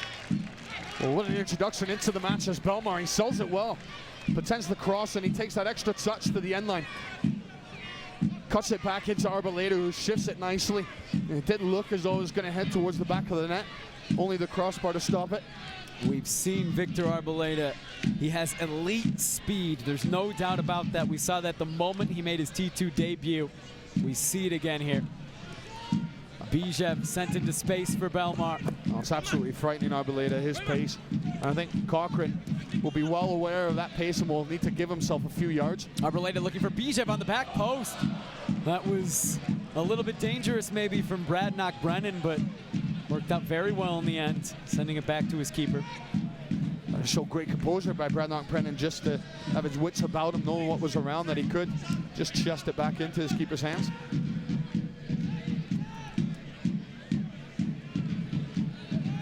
Thinking as San Antonio look to go get the equalizer. We've got the pace of Arboleda and Belmar at the back to hit him on the counter if they win the ball back and they can get him caught with numbers up the pitch. Don't know that you'll find a USL side with a duo, a pair with as much pace as Carlton Belmar and Victor Arboleda bring. Both signed to T2. Arboleda, a 19-year-old from Colombia, scored 2 goals for Deportivo Cali in the Colombian First Division. Played in 8 matches before signing with T2. Nutmegs Greg Cochran and then is followed by Michael Reed. A lot of excitement around this player in the entire organization. Not just as far as T2 is concerned. San Antonio FC will make their second substitution of the match as Rafa Castillo comes on and Sebastian Terrier comes off. Castillo, a San Antonio soccer legend, 36-year-old Colombian, played the last 2 seasons with the San Antonio Scorpions. Man of the match in the 2014 NASL Soccer Bowl, the championship of that league, as San Antonio won. Goal and an assist in that match. Francois turns, coming into the box. Still Jacques Francois. He went down. It fell to Johnson. It's out for a corner kick. Francois wanted a penalty kick. Daniel Radford says no. Got to be careful there, just giving a stare down to the referee, as Francois was always looking for it. He did wonder with Lowe coming back. He stuck in a foot for a second, but didn't make any contact. And from there, Francois, when he saw that he was running out of room, was trying to sell the referee by going to ground. Alvarez to take the corner. Daniel Radford will chat with Jacques Francois and Andy Toma.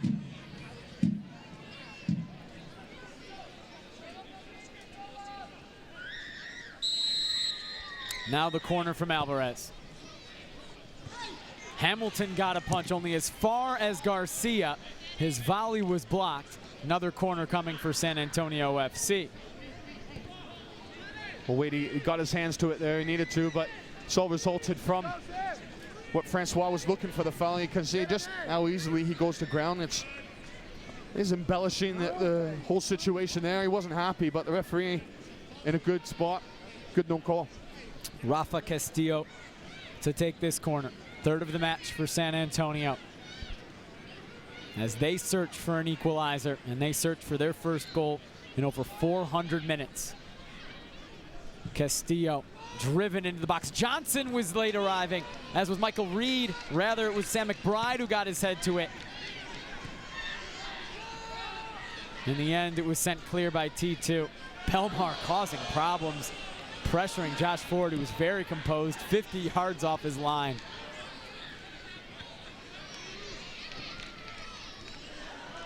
Well, he figured that out well, Ford, as Belmar was just barreling down on him. And Ford rather coolly just took a slight touch to the side and shifted Belmar out the way.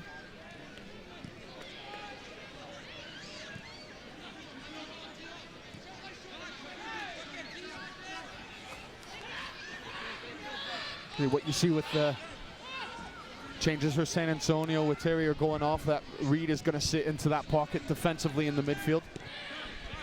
Castillo and Alvarez just in front of him. Castillo, more offensive-minded player, 36 years of age, very experienced. Palacios, this is Alvarez trying to send it over Hamilton.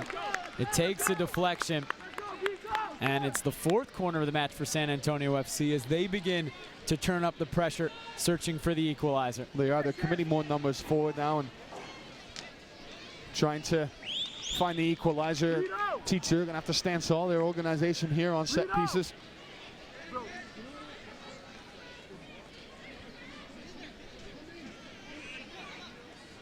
Alvarez is there with Castillo. Castillo curls it to the near post. Terrell Lowe heads it clear. Kasipli wins the header. Cochran gave it away. Belmar is trying to send it into space for Arboleda. San Antonio FC regains possession.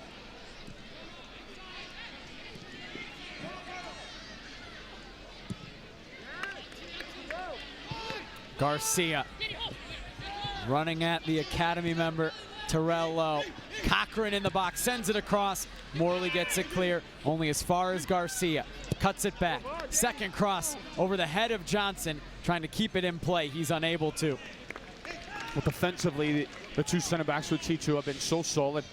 Positionally, they've gotten everything right.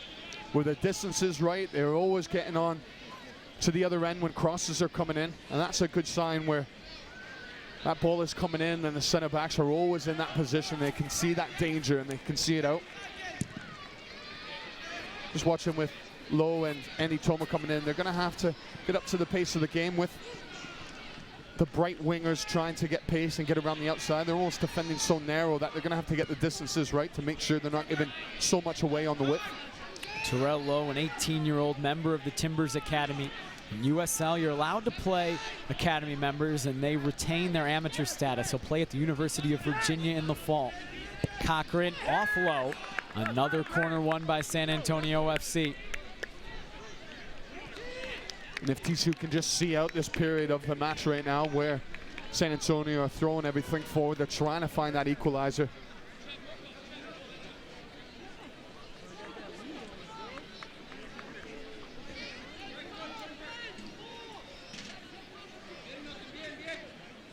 Alvarez to take.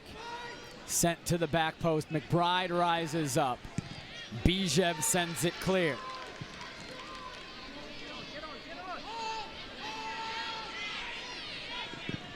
Ford sends it back in.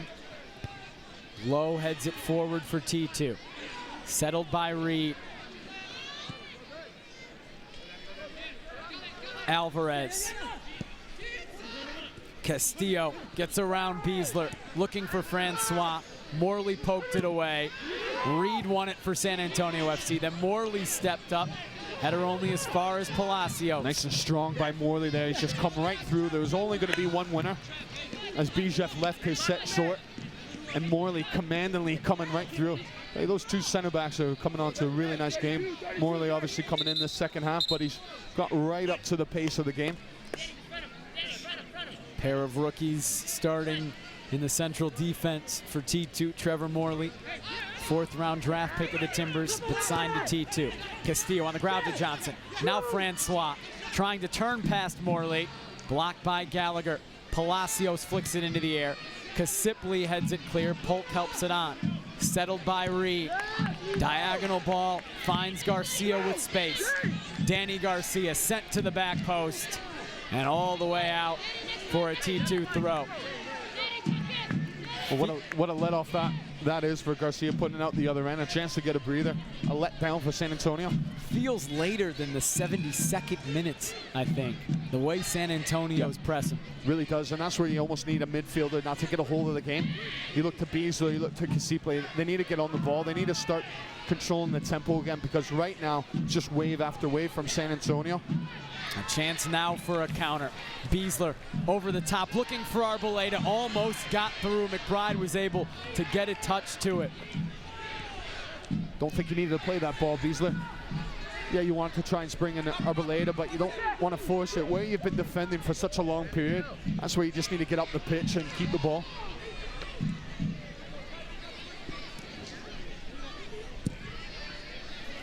Hamilton looking for Arboleda. Lowe stepped up to win the header. Bijev trying to settle.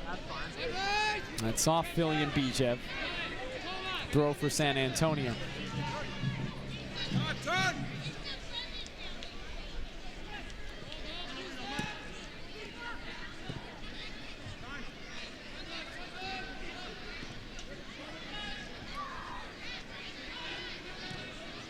With Johnson going off to the far side, Garcia nearest on the left here. They continue to switch.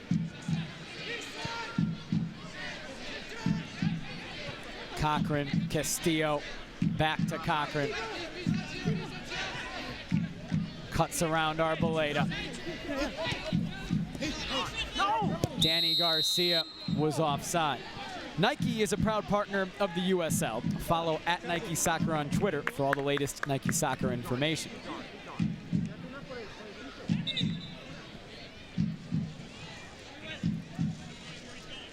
Again, these are periods now where you've got a moment here to take the time to reset the ball, but to reset your conversations with players, just to communicate, trying to figure out where the breakdown is, how to gain the control back into the match. But Morley and Gallagher have seen out this period of the game very well. You've needed a leader in these moments to step up and to make sure that there's no breaking down where you're not the team in control, where you've lost a bit of the rhythm. Johnson won it for San Antonio. Over the top looking for Garcia. He had to hold up his run. The pressure continues from San Antonio FC.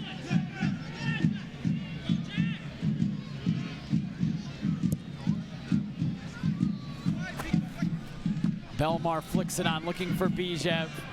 Arboleda pressuring. Ford got it clear. Garcia now. This is where T2 are having the trouble. They're being outnumbered right now with Alvarez and Castillo. Alvarez from distance into the hands of Wade Hamilton.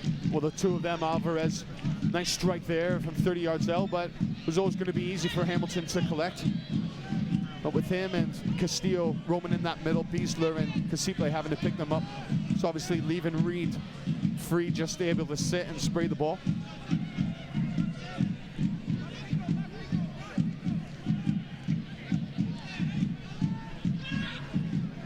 Just looking for Bijev where they are defending to do a bit more of a shift to sit in and help out.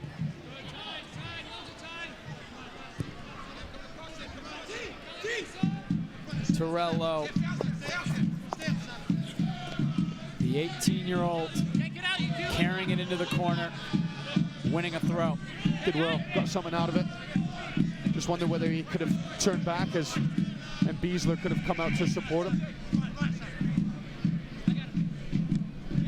Bijev turns and couldn't keep it in play.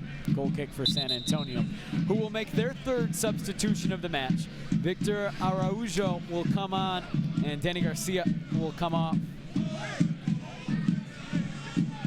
Victor Araujo, Trinity College, D3 in San Antonio. He's Brazilian. Spent his last 3 seasons with Trinity.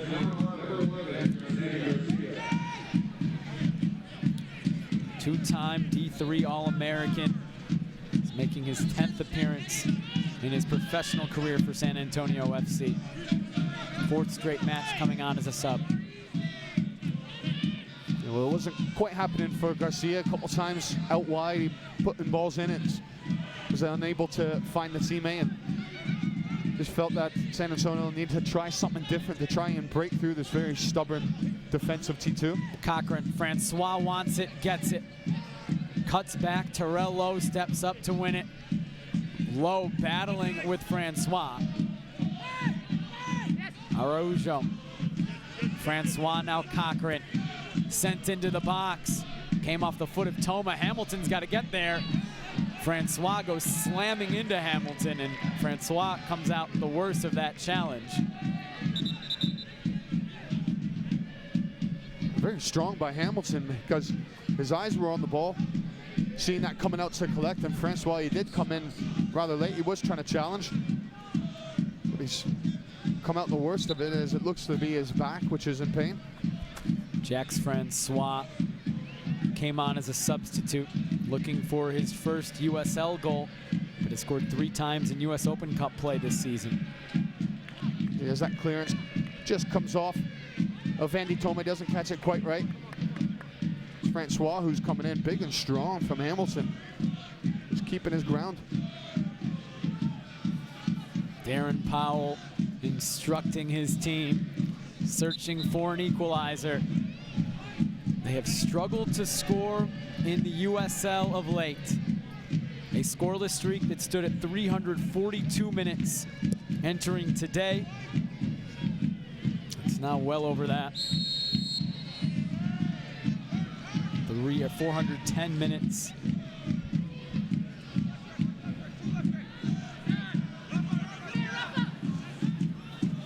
Make that 420 minutes right now. T2 hoping to extend it. 12 more. Lowe kept it in play. Castillo came over to win it off of Lowe. Goal kick coming. It was well defended by Cochran, who matched the pace of Lowe. Just seeing how San Antonio are shifting. Still looks to be a 4-3-3, but Araujo, he's gone central to the area with Francois playing off one side and Johnson on the far right. Cochran. Francois cuts inside. Still Francois gets around Morley. Still Jax Francois. Finally, Nick Beasler, the 3rd defender, comes over to get it clear. Arboleda comes forward. He has so much pace. Touches it past Cochran, but it's out for a throw.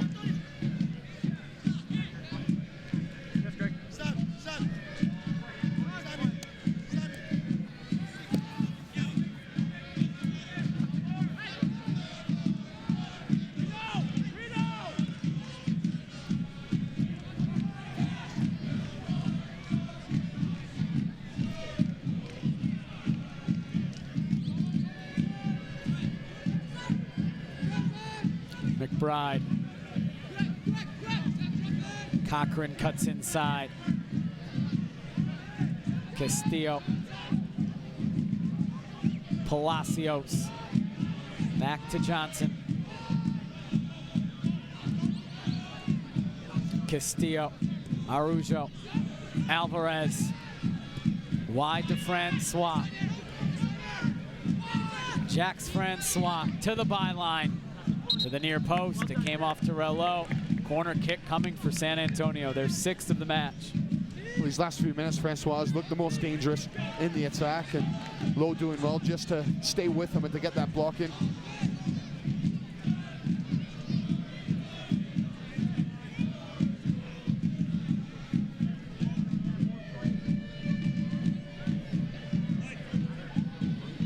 Bodies in front of Wade Hamilton. Corner sent in, headed high into the air. Came off Beasler, only as far as Palacios. Tries a volley. Strong clearance by T2.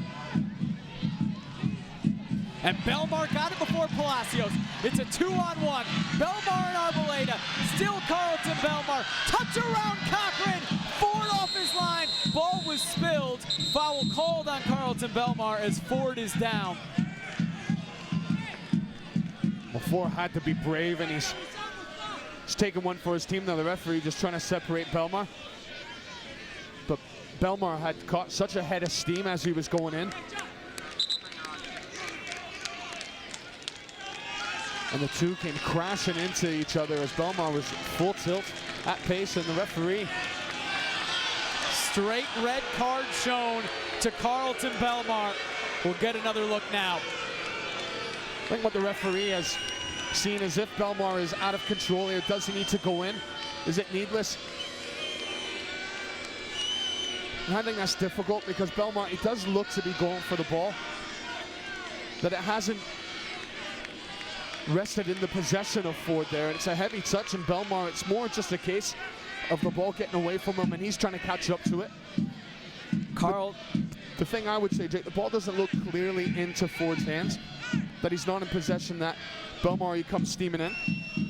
But the referee has seen that as reckless, excessive force from Belmar. But I think that is hard done by because the ball did look as though it was there to still be won.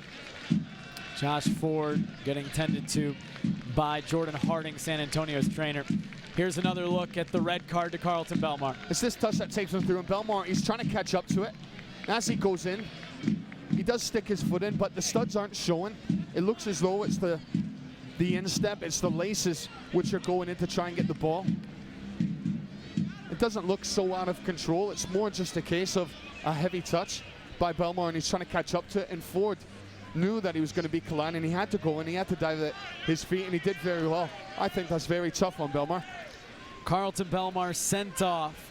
T2 will have to play the final 7 minutes of regular time, and then certainly a significant amount of added time, as Belmar is escorted off the pitch by T2 operations team administrator Satoshi Titsumi, and you can see what Carlton Belmar thought of that call. Clearly very upset to be sent off. He will miss T2's next match pending an appeal. That next match is on Tuesday. It's a short turnaround.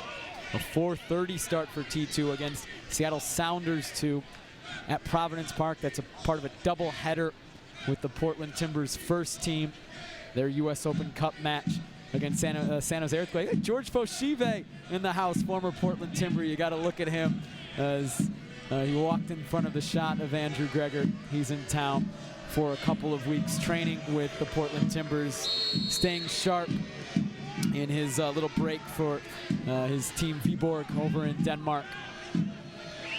But T2 now with the ball back in play, forced to defend a 1-0 lead, down a man. San Antonio pushing for an equalizer with a man advantage. Araujo in the box, out to Castillo. Came off his teammate. It's out for a goal kick. Keep up to date with the USL all season long by visiting the new USLsoccer.com for everything you need to know about the USL. Well, Ross, in the last Portland Timbers match against San Jose on June 1st, they had to defend the entire second half, defend a 1-goal lead. The entire second half down a man. They did so. Afterwards, Caleb Porter said it doesn't really change much defensively when you're down a man. And again, with an attacking player, a forward like Carlton Belmar coming up, how much does this change T2's thoughts? As Andrew Gregor now has been sent off, it appears. Daniel Radford, the referee, did not like what Andrew Gregor had to say. It appeared that he was told to leave, but Andrew Gregor has stayed on the sideline, so maybe just a warning to Andrew Gregor from Daniel Radford.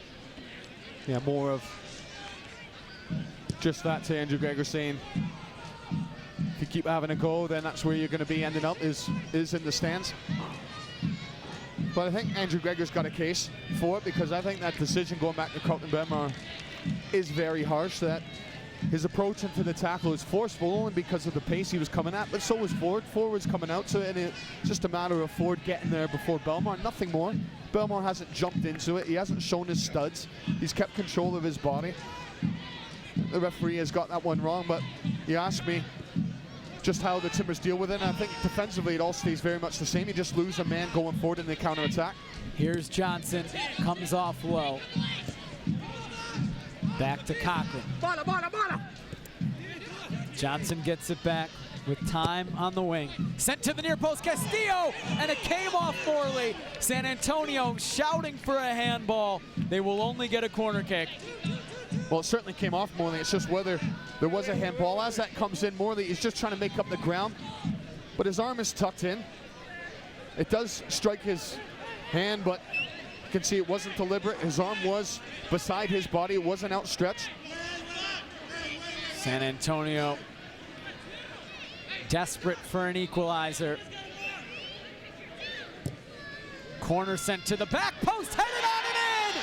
San Antonio FC finally breaks through. It's Milton Palacios, and we're level.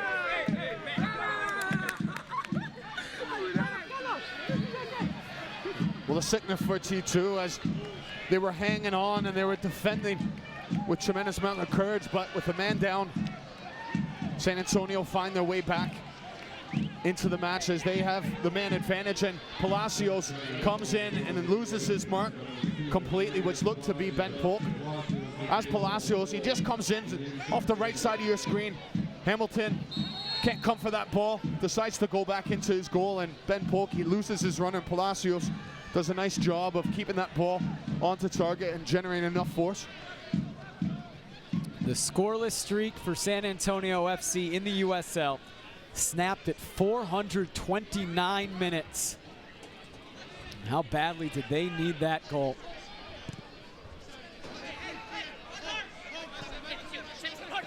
Arboleda wins a throw. T2 down a man as they try to get a late winner.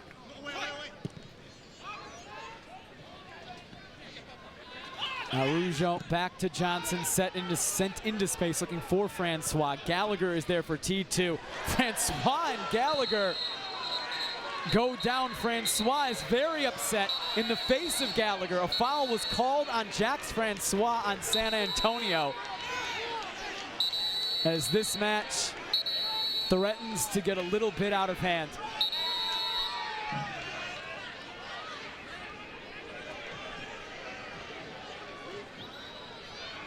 The referees needing to get a hold of this match as this encounter between Francois and Gallagher has brought out all kinds of heated emotions, as Francois, he's not happy, but neither is Gallagher, neither of them wanting to back down. But as Morley's trying to separate things, Alvarez, he's getting a hold of his jersey. And that's what the referee is seeing, is that Alvarez has come and he's gotten involved in the wrong way. Daniel Radford has a yellow card in hand. I believe he showed it to Michael Gallagher, but not sure. Could have been to a San Antonio FC player. I think it was actually Alvarez. Carlos Alvarez. Who he was showing it to, and that was for Alvarez coming in and needlessly getting involved in the altercation. Because Morley was doing the right thing just to try and separate his man. It is Carlos Alvarez who was shown the yellow.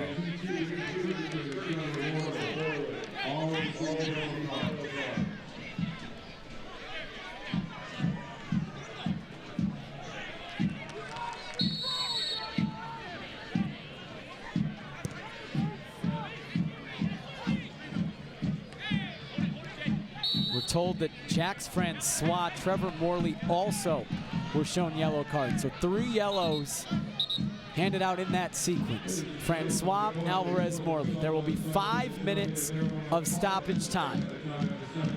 I can see why Francois was given it, just because he stood up and obviously kicked everything off with Gallagher, but Morley coming into the play at the end, just trying to separate guys.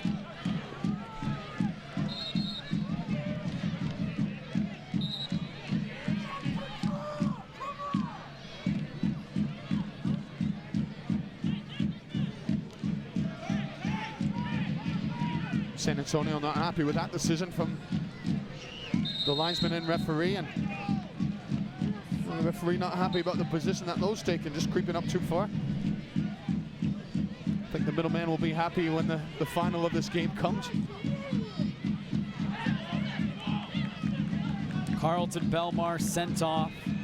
Straight red card in the 82nd minute for sliding into San Antonio's goalkeeper, Josh Ford. San Antonio then equalized while up a man off a corner kick in the 87th.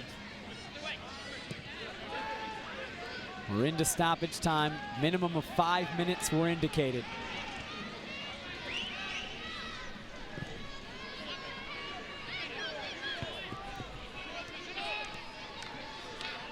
Gallagher, Ben Polk, sent into space, looking for Arboleda. Cochran is there, sends it to safety. Cochran did very well just to keep up to the Arboleda pace, but good entry pass from Gallagher into Ben Polk.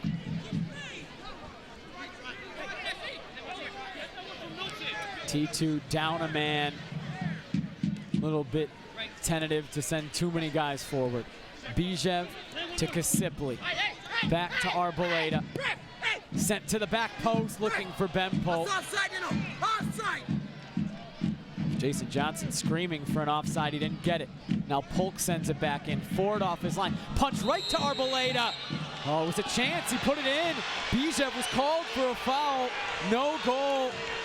Victor Arboleda thought that he had a winner. Again, it's another controversial decision by the referee as the ball is floating in. And you're just looking at Bijev. Does he contend with the keeper? Just going over the back. But I think McBride, he's not going up for it. He's trying to seal off. I think Bijev has a right to go in for that ball. And that's difficult because McBride is just trying to seal off, but just because he doesn't jump doesn't mean that Bijev isn't allowed to go and contend for it. Big switch from San Antonio. Johnson can't keep it in play.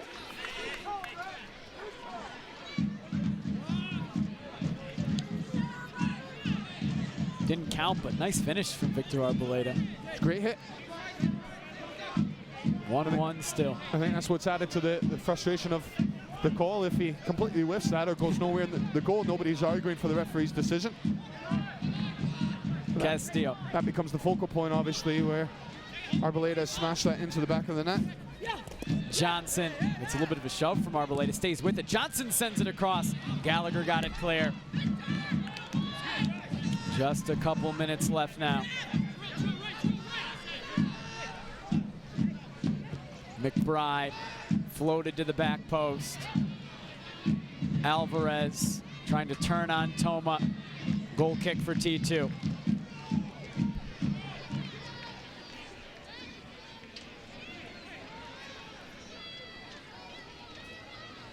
Well, these final 10 minutes have given plenty to talk about as temperaments have hit a high and controversial decisions on the referee, starting with the red card on Carlton Belmar.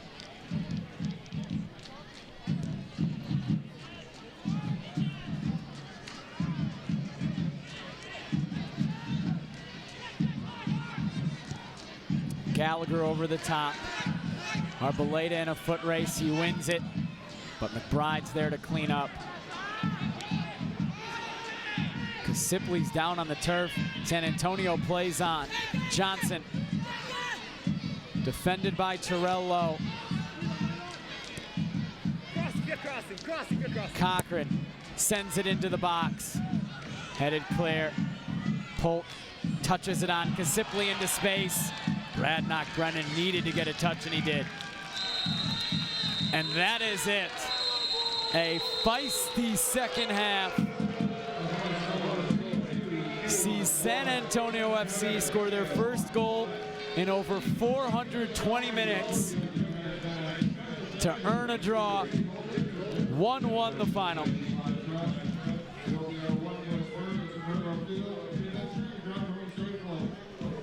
Well, they fought hard, T2. You just wondered whether defensively how strong they were being, particularly the center backs, whether they would have done enough to see up the game and get the 3 points.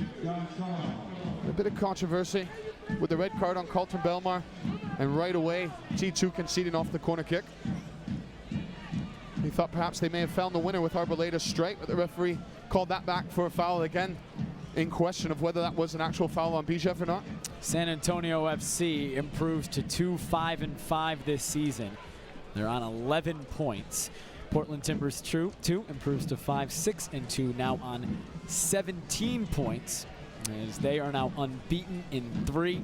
San Antonio FC ends their drought. Let's look at the highlights of this match. It was a relatively uneventful first half, but T2 struck first off the head of Carlos Alvarez, an own goal for San Antonio FC. Well, they were definitely the best team, T2, in the first half. They had control of the ball, defensively, good shape. And this put him ahead with Jack Barmby putting in a good cross and coming off the head of Alvarez. T2 started 8 guys signed to the Timbers first team. 4 guys who normally aren't with T2, including Jack Barmby. He showed off some fancy footwork. He was feeling confident as he was getting into good areas, and he was having an effect on the game in a positive way as he just works it nicely. But McBride getting in the way, getting the block on, not allowing that ball from Jack Barmby to travel towards goal. Another Timber who played for T2 today, Elvis Powell, sending it into the box. He made his return after missing 9 matches after wrist surgery. Back out on the pitch. Good to see him getting some minutes.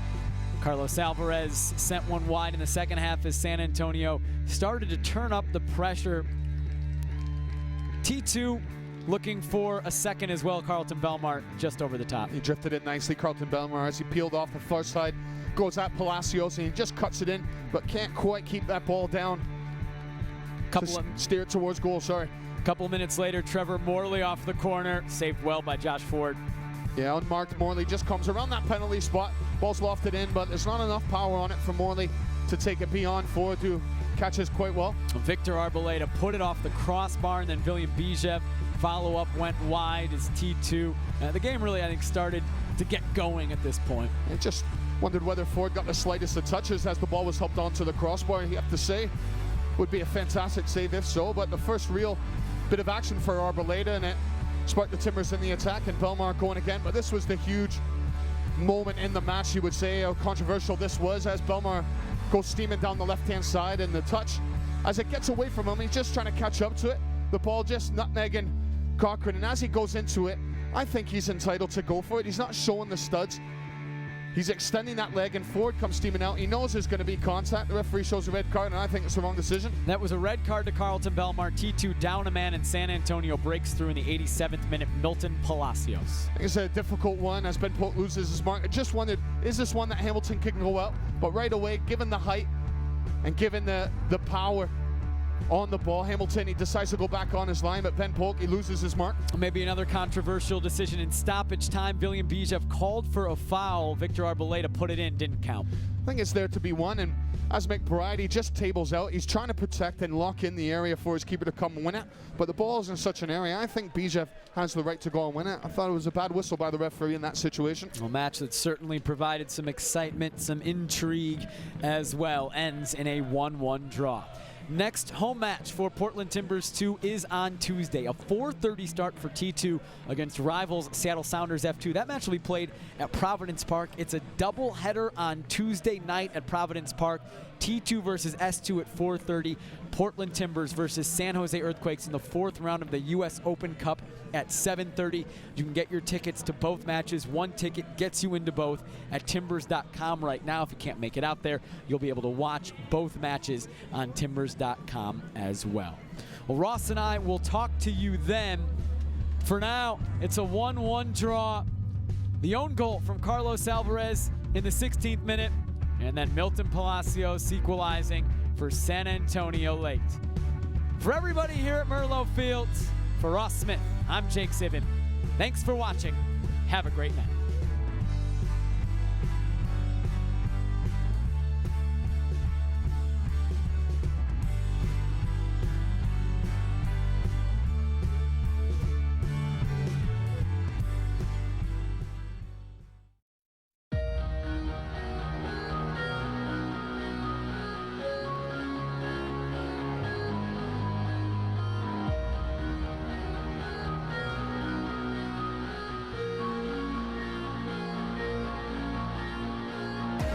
Stretched out to the middle, back to Green.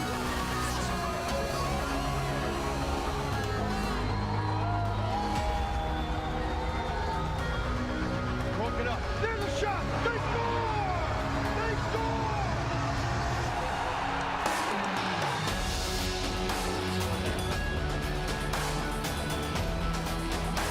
Gerardo Fords.